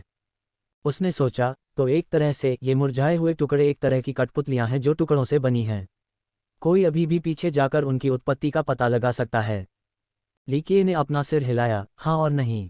भले ही इन बीजों की उत्पत्ति हुई हो, लेकिन इसने उन्हें प्रभावित नहीं किया। ये केवल ये देखने के लिए एक परीक्षण था कि क्या वे फिर से जीवित हो सकते हैं और शायद एक जाति और सभ्यता बना सकते हैं। उनकी उत्पत्ति केवल उन्हें एक संदर्भ के रूप में उपयोग कर रही है। जहाँ तक इन मुरझाए बीजों के यहाँ पहली बार आने का सवाल है, यह अभी भी अत्यधिक बहस का विषय है। तो क्या वे एक जाति बन जाएंगे? ये प्रश्न पूछा जाना था। एक बीज का एक जाति में विकसित होना एक अद्भुत बात थी। क्या वे आकर्षक आत्माओं, समुद्री राक्षसों और राक्षसों की तरह अपना घर और सभ्यता बना पाएंगे? लीके ने मुरझाए हुए लोगों को इधर उधर घूमते हुए देखा और धीरे से कहा, यह कहना मुश्किल है। अगर वे एक नस्ल बन सकते हैं तो उन्हें अपनी संतानों को 3 पीढ़ियों तक सफलतापूर्वक आगे बढ़ाना होगा, अन्यथा इसे सफलता नहीं माना जा सकता। कम से कम सिद्धांत रूप में तो नहीं। 3 पीढ़ियां, क्या मतलब है तुम्हारा? उसे समझ नहीं आया। जवाब देने से पहले उन्होंने थोड़ा सोचा। पहली पीढ़ी शुरुआत है, जैसे ये आगे सूख गए बीज शरीर में प्रवेश करते हैं और उन्हें मुरझाए हुए में बदल देते हैं। उन्होंने पूछा, तो फिर दूसरी पीढ़ी के बारे में क्या? उन्होंने धीरे से समझाया, दूसरी पीढ़ी पहली पीढ़ी के मुरझाए हुए लोगों की संतान है और इसके लिए बहुत लंबी प्रक्रिया की आवश्यकता होती है। सबसे पहले इन मुरझाए हुए लोगों को अपने शरीर में जीवन को जन्म देना होगा। तभी वे अपना जीवन और रक्त प्राप्त कर सकेंगे और उसे अगली पीढ़ी को दे सकेंगे। हालांकि ऐसा कोई व्यक्ति मिलना बहुत दुर्लभ है जो मर चुका हो और संतान के लिए अपनी लौ को फिर से जलाने को तैयार हो। इस बिंदु पर उनकी आंखें गहरी हो गईं। उन्होंने पूछा, वे अभी भी एक जीवित व्यक्ति का उपयोग कर सकते हैं, लेकिन क्या किसी जीवित व्यक्ति को अपने कब्जे में लेना संभव नहीं है? यह एक जैसा नहीं है। लीकेया ने मुस्कुराते हुए अपना सिर हिलाया, आप जिस बारे में बात कर रहे हैं वह एक परजीवी विकास है। उनके पास अपना शरीर और रक्त रेखा नहीं होगी। जीवित शरीर में बीज का मेजबान द्वारा विरोध किया जाएगा। यहाँ तक कि अगर कोई मुरझाया हुआ प्राणी प्रजनन करना चाहता है तो मेजबान की रक्त रेखा और सहज ज्ञान उसे आसानी से मार देगा। इस वजह से जब वे किसी जीवित प्राणी में छेद करते हैं तो उन्हें बदलने के लिए पहले उसे मारना चाहिए। उदाहरण के लिए, अगर इस तरह का अधिग्रहण आसान होता तो अनगिनत देवराज और अमर सम्राट जीवित रह सकते थे। प्रत्येक साधक का एक अलग वास्तविक भाग्य होता है। भले ही कोई और आपके वास्तविक भाग्य को अपने भाग्य से बदल दे, फिर भी आपका शरीर उनका विरोध करेगा। एक इंसान में स्वभाव से 3 आत्माएं और 7 आत्माएं होती हैं। ऐसी चीज को मनमाने ढंग से नहीं लिया जा सकता। इस वजह से क्या आपको अभी भी लगता है कि एक बीज वास्तव में एक शरीर पर कब्जा कर सकता है? उन्हें मेजबान को मारना चाहिए। सीधे शब्दों में कहें तो वे शव के शरीर को खाद की तरह इस्तेमाल करते हैं ताकि वे बड़े हो सकें। ये मूलभूत बातें हैं। आपने अभी भी दूसरी पीढ़ी के बारे में बात नहीं की है। ये ज़ियाओ अभी भी उलझन में था। लिक्यूई ने विस्तार से बताया, यह एक प्रकार का अस्तित्व है जिसे देखना लगभग असंभव है। पहली पीढ़ी अपनी जीवन शक्ति को प्रज्वलित करने में सक्षम हो सकती है, लेकिन अंत में वे अभी भी अपने खोल से बाहर नहीं निकल सकते हैं जो शुरू में एक लाश थी। एक तरह से वे अभी भी मृत हैं या मृत्यु के कगार पर हैं। ऐसी स्थिति में नए जीवन को जन्म देना लगभग असंभव हो जाता है। ये संभावना पूरी तरह से नज़रअंदाज करने के लिए काफ़ी कम है और परिस्थितियों को देखते हुए दूसरी पीढ़ी एक बुद्धिमान प्राणी नहीं होगी। तब से उन्हें ट्रीकॉप्स कहा जाएगा, एक अलग प्रकार का अस्तित्व। ट्रीकॉप्स, उसने नाम दोहराया और गहरी सांस ली। लीके ने सिर हिलाया, हाँ, पेड़ की लाशें मुरझाए हुए लोगों की असफल संतान हैं। हालांकि वे बहुत शक्तिशाली हैं। उनसे मिलना आपको बहुत खतरे में डाल देगा। याद रखें, उनके पास बुद्धि नहीं है और वे सिर्फ चलती हुई लाशें हैं। तो क्या हुआ अगर ये पेड़ लाशें बच्चे पैदा कर दें? उन्होंने गंभीरता से कहा, यदि दूसरी पीढ़ी ऐसा सफलतापूर्वक कर सकती है तो वे मांस के साथ एक अस्तित्व का निर्माण करेंगे। इसका मतलब है कि उनके पास अपनी आत्मा होगी। यह उनके और उनके माता पिता के बीच सबसे बड़ा अंतर है। दूसरी पीढ़ी शायद एक जाति का पहला रूप है। बेशक सभी पूर्वापेक्षाएं पूरी होनी चाहिए। तो क्या तीसरी पीढ़ी ही सफल अंतिम उत्पाद है? लिक्यूए ने उत्तर दिया, यदि तीसरी पीढ़ी प्रकट हो सकती है तो हाँ, वे अपनी अनूठी विशेषताओं के साथ एक पूरी तरह से नई जाति होंगे। वे मुरझाए हुए लोगों की रक्त रेखा की बाधाओं से बच गए होंगे। इस प्रकार वे स्वतंत्र रूप से चलने और दिव्य वृक्ष रिज को छोड़ने में सक्षम होंगे। तुम्हारा मतलब है मुरझाए हुए लोग केवल पहाड़ी पर ही रह सकते हैं? उसे कुछ एहसास हुआ। ये सही है। क्या आपने कभी दुनिया में कहीं और मुरझाया हुआ देखा है? बिल्कुल नहीं, लिकिए ने मुस्कुराते हुए कहा, इसके बारे में सोचो, सिर्फ कुछ बीजों और लाशों के साथ वे हजारों सालों तक कैसे जीवित रह सकते हैं? वे सिर्फ मेज़बान के शरीर में परजीवी नहीं हैं। काफ़ी हद तक वे अभी भी अपने मूल पर निर्भर हैं। अगर वे इस जगह को छोड़ देते हैं तो वे लंबे समय तक जीवित नहीं रह पाएंगे या अपनी संतानों को आगे नहीं बढ़ा पाएंगे। इस बिंदु पर उन्होंने ठहाका लगाया और कहा, एक नई रक्त रेखा बनने के लिए किसी को पिछले के प्रतिबंधों से बचना चाहिए। यदि वे रिच को नहीं छोड़ सकते तो वे कभी भी एक वास्तविक नस्ल नहीं बन पाएंगे। वह थोड़ा आश्चर्यचकित हुई और अंततः पूछ बैठी, क्या पहले भी कोई मुरझाया हुआ पौधा निकला है? अभी तक ऐसा कुछ सुनने में नहीं आया है। वास्तव में लाखों सालों में दूसरी पीढ़ी के बहुत कम मुरझाए हुए पौधे दिखाई दिए हैं। लीकिये ने अपना सिर हिलाया। उन्होंने कहा, इसलिए उनके सफल होने की कोई संभावना नहीं है। जरूरी नहीं, जब तक ये बिल्कुल सही न हो जाए तब तक इनमें सुधार किया जा सकता है। हर पीढ़ी के बाद नए मुरझाए हुए पौधों में सुधार किया जा रहा है। लीकिये की नज़र गहरी हो गई। इस समय मुरझाया हुआ आदमी नीचे गांव में पहुंच चुका था। बहुत से गांव वाले तुरंत बाहर आ गए। इन ग्रामीणों ने अपने मेजबानों के जीवित रहते हुए भी उनकी शक्ल सूरत को बनाए रखा। एकमात्र पहलू जो अलग था वह था उनके अंग जो लकड़ी में बदल गए थे या उनके मां से उगने वाली शाखाएं। जियाओ ने सोचा, वे क्या कर रहे हैं? लीकिये ने धीरे से उत्तर दिया, परिवार में शामिल होने वाले नए सदस्य का स्वागत है। नया मुरझाया हुआ व्यक्ति थोड़ा खोया हुआ और अभिभूत था, हालांकि उसकी सहज प्रवृत्ति उसे गांव वालों की ओर ले गई। भौहों के बीच एक लकड़ी के धब्बे के अलावा एक संपूर्ण शरीर वाला एक लंबा और शक्तिशाली बूढ़ा व्यक्ति बाहर आया। ये बताना मुश्किल था कि वह अन्य स्थानों के दूसरे व्यक्ति से किस तरह अलग था। वह व्यक्ति एक्सट्रीम यांग स्कूल से होना चाहिए, एक बड़े स्तर का चरित्र। जियाओ ने वर्दी और कमर के आभूषणों पर ध्यान दिया। ऐसा लग रहा था जैसे ये गांव का मुखिया था जो बाकी लोगों को नए सदस्य का स्वागत करने के लिए नेतृत्व कर रहा था। सावधान रहो, उनके पास योग्यता कानून हैं। वह उसकी ओर देखकर मुस्कुराया। वे खेती करना जानते हैं। ये सुनकर वह आश्चर्यचकित हो गई। उन्होंने मेज़बान के निशानों को पचा लिया है और उनसे कुछ चीज़ें विरासत में ली हैं। लीकिये ने समझाया, उदाहरण के लिए जब वे अभी भी जीवित थे तब की खेती और यादें।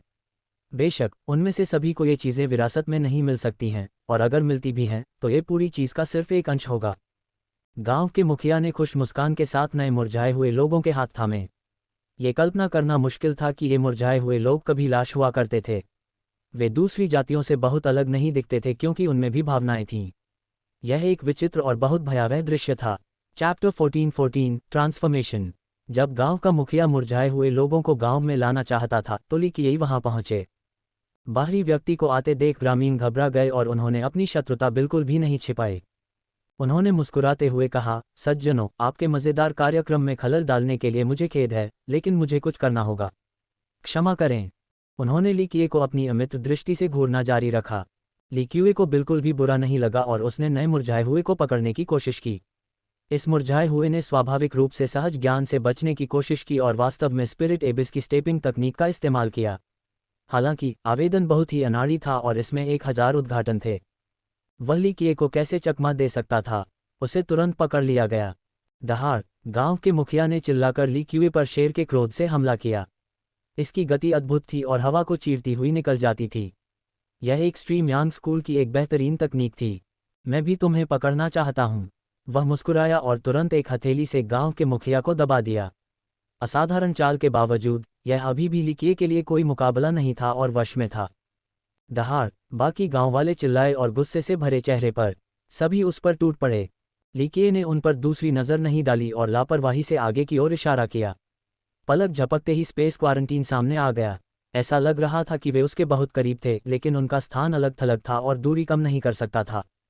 क्लैंक! एक पल में लीकिये ने नए मुरझाए हुए और गांव के मुखिया दोनों को एक पेड़ पर पिन करने के लिए कानूनों का इस्तेमाल किया। उसने असंख्य स्वर्गीय कढ़ाई को बुलाया और आग से एक चाकू बनाया, जिसका उपयोग उसने 2 सूखे हुए टुकड़ों को काटने के लिए किया। तुम क्या कर रहे हो? विच्छेदन इतना विचित्र था कि ये जियाओ अब और नहीं देख सकता था। इसका मतलब यह नहीं था कि वह काय थी। वास्तव में उसे गोल्डन आइल के सदस्य के रूप में पहले भी इस संबंध में प्रशिक्षित किया गया था।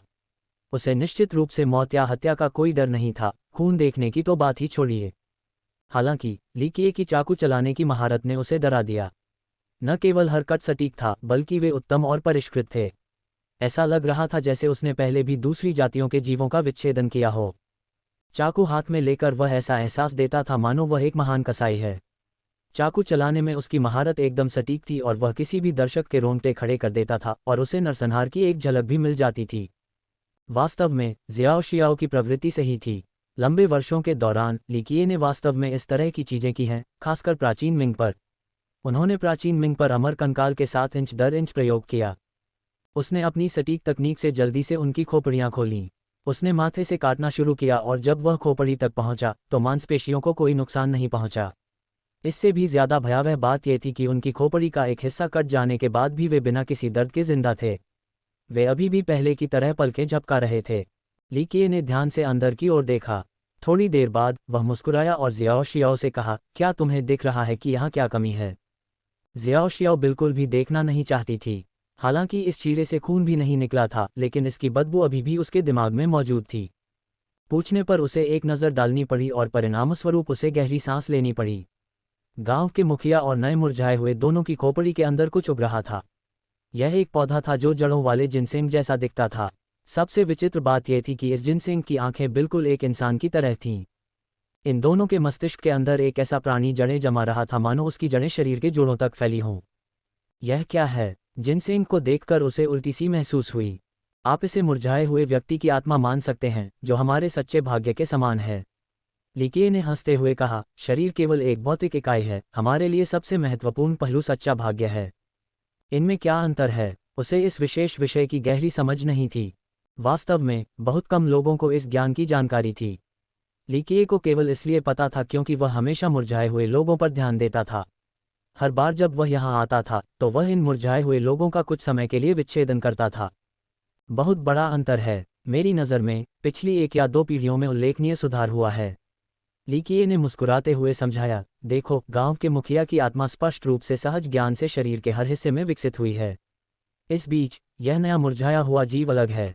भले ही यह अभी भी शरीर के बाकी हिस्सों में बढ़ने की कोशिश कर रहा है, लेकिन यह मुख्य रूप से मस्तिष्क में स्थित है, जो हमारी 3 आत्माओं और 7 आत्माओं के समान है। उनकी आत्माएं सुधर रही हैं और अंततः हमारी जैसी बन सकती हैं। इस स्पष्टीकरण के बाद ज़ियाओ को अंततः दोनों के बीच अंतर समझ में आ गया। इसके पीछे क्या महत्व है? उसने उनके सिर में उभ रहे जिनसेंग को देखते हुए पूछा।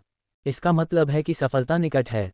लीकिये ने निश्चय के साथ कहा, यदि वे हमारे जैसे 3 आत्माओं और 7 आत्माओं के साथ बन सकते हैं, एक सच्चा भाग्य, तो यह एक पूर्ण परिवर्तन होगा। उन्होंने दूर तक देखा और आगे कहा, मुझे नहीं पता कि वे सफल हो पाएंगे या नहीं, और हो सकता है कि मैं इसे देख भी न सकूं, लेकिन वह दिन जरूर आएगा।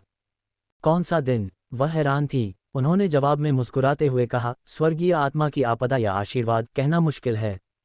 कैसी आपदा? वह उत्सुक हो गई क्योंकि उसने पहले कभी इस बारे में नहीं सुना था। उसने अपना सिर हिलाया, तुम्हें जानने की जरूरत नहीं है। तुम भविष्य में मेरा अनुसरण करोगे, इसलिए तुम भी इसे नहीं देख पाओगे। वाह, कौन तुम्हारे साथ जाना चाहता है? उसने झल्लाकर उसे घूरा। लीकिये ने इत्मीनान से मुस्कुराया और खुली खोपड़ियों को सिलने के लिए अपने कड़ाई से एक ज्वलंत धागा बनाया। अब तक उसके कार्यों ने ग्रामीणों के क्रोध को भड़का दिया है। वे चिल्लाए और उस पर हमला करना चाहते थे, लेकिन लीकिये के स्पेस क्वारंटीन ने उन्हें ऐसा करने में असमर्थ बना दिया। भले ही वह उनसे केवल 1 इंच की दूरी पर था, उनके हमले केवल पतली हवा में ही हो सकते थे। सिलाई का काम पूरा होने के बाद खोपड़ियों पर एक भी निशान नहीं दिखाई दिया। ऐसा लग रहा था जैसे कुछ हुआ ही ना हो। तुम पागल हो, मुझे मत बताओ कि तुम ऐसा अक्सर करते हो। उसकी कुशल विधि को देखकर वह पूछे बिना नहीं रह सकी। आप सही कह रहे हैं, मैंने जिन लोगों का विच्छेदन किया है उनकी संख्या 10 लाख तक तो नहीं पहुंच सकती, लेकिन कम से कम 8 लाख तो होगी ही। वह मुस्कुराया। उफ! उसने घृणा भरा चेहरा बनाया और चिल्लाई, मुझसे दूर रहो, मुझे यकीन है कि तुम्हारी मानसिकता विकृत होगी। लीकिये ने हंसते हुए नए मुरझाए हुए गांव के मुखिया को जाने दिया, परेशानी के लिए माफ़ी चाहता हूँ, मुझे माफ़ कर दो। अब मैं विदा लेता हूँ। ज़ियाओ शियाओ के पास अपने वर्तमान रवैये के लिए कोई शब्द नहीं थे। उनकी खोपड़ी खोलने के बाद सम्मानजनक होना ये बिल्कुल अनुचित था। लीकिये ने मुरझाए हुए व्यक्ति की प्रतिक्रिया से पहले ही शांति से वहां से चले जाने का निश्चय किया। हालांकि ज़ियाओ शियाओ ने उसे दूर रहने के लिए कहा था, फिर भी वह जल्दी से उसके पीछे भागी। गांव वाले ये देखकर बहुत खुश हुए कि उनकी खाली निगाहों के बावजूद दोनों ठीक हैं, और वे तुरंत उन्हें गांव के अंदर ले गए। शियाओ शियाओ और लीकिये आगे बढ़ते गए। रास्ते में उन्हें कई गांव और छोटे शहर भी दिखे। ये सभी मुरझाए हुए लोगों द्वारा बनाए गए और बसे हुए थे। इसके अलावा इन प्राणियों को कमोबेश अपने मेजबानों से कुछ यादें, सहज ज्ञान और यहाँ तक कि योग्यता कानून भी विरासत में मिले थे। इस वजह से शक्तिशाली मुरझाए हुए लोग गांव के मुखिया और शहर के प्रभुओं के पदों पर काबिज थे। जैसे जैसे वे आगे बढ़े, ज़ियाओ शियाओ ने एक अत्यंत शक्तिशाली नगर स्वामी को भी देखा, जिसके पास एक गुणी प्रतिमान की शक्ति थी। ऐसा इसलिए था क्योंकि मेजबान एक अद्भुत देव सम्राट हुआ करता था। इस मुरझाए हुए पेड़ को देखने के बाद उसने टिप्पणी की, दिव्य वृक्ष रिज में कई विशेषज्ञ मर गए। मैंने सुना है कि यहाँ देवराज भी मर गए। अगर वे सभी मुरझाकर इकट्ठा हो जाएं, तो क्या ये बहुत भयावह शक्ति नहीं होगी? उनके भूतपूर्व शरीर की ताकत ही उन्हें डराने वाली नहीं है। उनका रिच पर भरोसा कर पाना ही सबसे शक्तिशाली ताकत है। लीकिये ने स्पष्ट रूप से जवाब दिया, वास्तव में मुरझाए हुए लोग बुरे नहीं हैं, वे बस जीवित रहना चाहते हैं। भले ही वे अन्य प्राणियों के साथ घुलते मिलते नहीं हैं और साधकों को भी उनके साथ घुलने मिलने से रोकते हैं, लेकिन वे सामान्य परिस्थितियों में लोगों पर हमला नहीं करते। डरावने प्राणी पेड़ की लाशें हैं। वे मुरझाए हुए लोगों से भी अधिक शक्तिशाली हैं और उनकी संख्या भी अधिक है। पेड़ों की लाशें, क्या वे मुरझाए हुए लोगों की संतान नहीं हैं? यह असफल पीढ़ी अपने माता पिता के साथ क्यों नहीं रहती? वह थोड़ा स्तब्ध थी। नहीं, वे एक साथ नहीं रहते। लीकिये ने धीरे से अपना सिर हिलाया, अगर मुरझाया हुआ व्यक्ति लगभग मृत है, तो पेड़ की लाशें वास्तव में मृत प्राणी हैं। मृत और लगभग मृत व्यक्ति एक साथ नहीं रहते, इसलिए पेड़ की लाशें मुरझाए हुए व्यक्ति से बहुत दूर एक साथ रहती हैं। उसने पूछा, हमने अभी तक कोई क्यों नहीं देखा? जल्दी मत करो, हम उन्हें जल्द ही देखेंगे। वह हंसा, उस समय तुम बहुत बहुत सारे पेड़ों की लाशें देखोगे। अगर तुम उनके करीब जाओगे, तो वे पहले तुम पर हमला करेंगे। Chapter 14-15 divine tree Citadel. दोनों ने आराम से अपनी यात्रा जारी रखी। लीकिये यात्रा के दौरान क्षेत्र को मापते हुए प्रतीत हो रहे थे। सबसे अजीब बात यह थी कि वह इस जगह को निखारते हुए दिख रहे थे। उनके हर कदम का उद्देश्य एक छाप छोड़ना था। उन्होंने उन सभी गांवों और कस्बों का भी निरीक्षण किया जहां पर सूखे पौधे थे। प्रत्येक गांव और शहर में रुकने के बाद उसने अंततः पूछा, अहम राजा, आप शोध क्यों कर रहे हैं? आपका लक्ष्य क्या है? कौन सा लक्ष्य? मैं तो बस शोध कर रहा हूँ। लीकिये ने सहजता से मुस्कुराते हुए कहा, वास्तव में मुरझाए हुए लोग महान संदर्भ हैं। कुछ नहीं से कुछ बनने तक वे बीज हैं जो एक जाति को जन्म देंगे। भले ही उनमें सभी प्रकार की कमियां और खामियां हों, लेकिन उनका अध्ययन करने में बहुत मूल्य है। और फिर वह अभी भी हैरान थी। वास्तव में अधिकांश साधक इस मुद्दे की परवाह नहीं करेंगे, भले ही उन्हें पता हो कि मुरझाए हुए पौधे अंकुरों से शुरू हुए थे। उनमें से अधिकांश इस बात की चिंता करेंगे कि खजाने कैसे प्राप्त करें या कुछ निश्चित योग्यता कानूनों की खेती कैसे करें। इस प्रकार मुरझाए हुए और उनकी उत्पत्ति के इस तुच्छ मामले की परवाह कौन करेगा? ये कुछ भी नहीं है। लीक्यूई मुस्कुराया, ये दौड़ की शुरुआत के लिए एक दिलचस्प और मूल्यवान संदर्भ है। उन्हें किस अनुभव की आवश्यकता है, कैसे बदलना है, ये सब जानकारी अमूल्य है। वे एक शरीर उधार लेकर शुरू करते हैं, इसलिए तुरंत एक बड़ा मुद्दा बन जाता है। हालांकि रूपांतरित होने और बदलने के बाद वे कुछ अकल्पनीय बन जाते हैं। इस तरह के बदलाव के लिए लाखों साल लगते हैं जिन्हें बदला नहीं जा सकता। वह आगे कहते हुए गंभीर हो गया, मनुष्यों और ट्रांस की उत्पत्ति मुरझाए हुए लोगों जैसी अजीब नहीं है। आखिरकार मुरझाए हुए लोगों को स्वर्ग से आशीर्वाद नहीं मिला, जैसे कि अन्य जातियों को, खास तौर पर आकर्षक आत्माओं को। अन्य जातियों का जन्म और निर्भरता दुनिया पर थी। इसके विपरीत मुरझाए हुए लोगों को दुनिया द्वारा संरक्षित नहीं किया जाता और उन्हें प्यार नहीं किया जाता, इसलिए उनके पास इस अजीब तरीके से जन्म लेने के अलावा कोई विकल्प नहीं है। फिर भी जन्म से लेकर समूह बनाने तक एक जाति बनने की एक क्रमिक प्रक्रिया, ये सब दिलचस्प और खोज करने लायक है। इस बिंदु पर उसने आह भरी। ऐसा लगता है कि आप एक जाति बनाने की कोशिश कर रहे हैं। उसे देखते हुए उसका व्यवहार बदल गया। अपनी कम उम्र के बावजूद वह अभी भी एक वृक्षपिता की वंशावली से थी और इस अविश्वसनीय कार्य के महत्व को समझती थी। जैसा कि लीकिये ने अतीत में कहा था, जीवन का निर्माण उच्च स्वर्ग का व्यवसाय है। अगर वह ये काम कर पाता तो यह वाकई बहुत भयानक होता। अमर सम्राट भी यह काम नहीं कर पाए हैं। कौन कहता है कि मैं एक जाति बनाना चाहता हूँ? लीकिये ने धीरे से अपना सिर हिलाया, मैं बस दुनिया को थोड़ा और समझना चाहता हूँ। एक कुएं के तल पर एक मेढक की तरह मैं ये समझना चाहता हूं कि शापित स्वर्ग क्या सोच रहा है, मुरझाए हुए लोगों के निर्माण की खोज करके। ऐसे सामान्य शब्द दूसरों को आश्चर्यचकित कर देते थे। उसका ज्ञान सामान्य साधकों से कहीं अधिक था, इसलिए ये सुनकर उसे कुछ समझ में आया। शापित स्वर्ग के विचारों को समझो। ऐसी बेपरवाह टिप्पणी दूसरों को चौंका देने के लिए काफ़ी थी। जरा सोचिए, कितने साधक ऐसा करने की कोशिश करेंगे? यह उनकी समझ के दायरे से बाहर है। केवल सम्राट स्तर तक पहुंच चुके पात्र ही इस मुद्दे पर विचार करेंगे। आकाश को समझने की कोशिश कर रहे हो?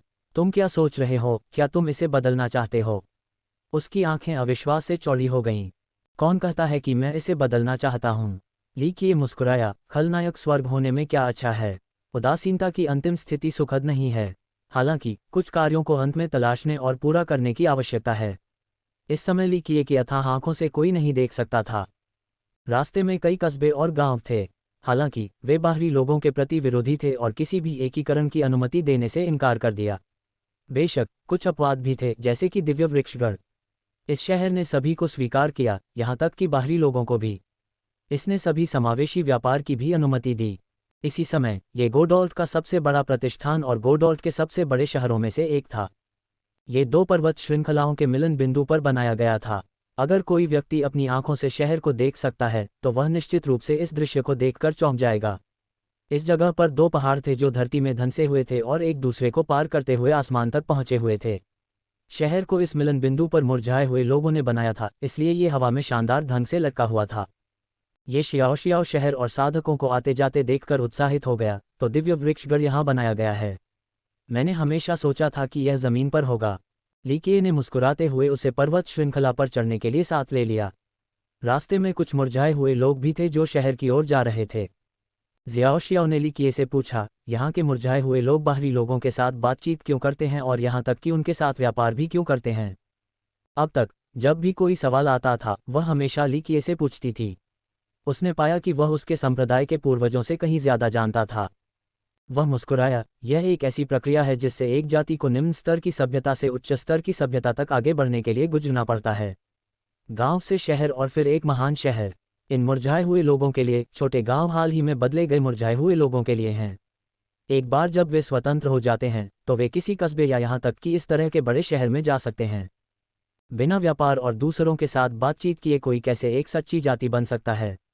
उदाहरण के लिए, भले ही वे आकर्षक आत्मा और मानव संप्रदायों की तरह स्वतंत्र रह सकें, फिर भी वे दूसरों के साथ संवाद करना चुनेंगे। मजबूत बनने के लिए यह एक आवश्यकता है।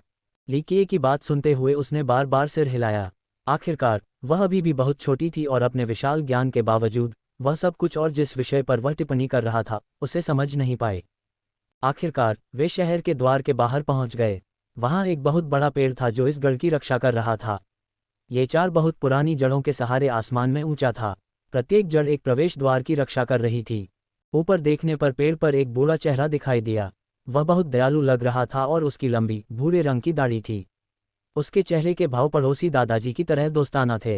इस समय उसकी आंखें बंद थीं, मानो सो रही हों। उसे जिज्ञासा हुई और उसने पूछा, वह क्या है? एक और मुरझाया हुआ? हाँ और नहीं, इसे मुरझाया हुआ भी कहा जा सकता है, लेकिन कुछ और भी कहा जा सकता है। यह इस जगह का नगर स्वामी है और मुरझाए हुए लोगों का दिव्य संरक्षक भी है। वह मुस्कुराया। उनका कोई दिव्य संरक्षक भी है। इस रहस्योद्घाटन से वह आश्चर्यचकित थी।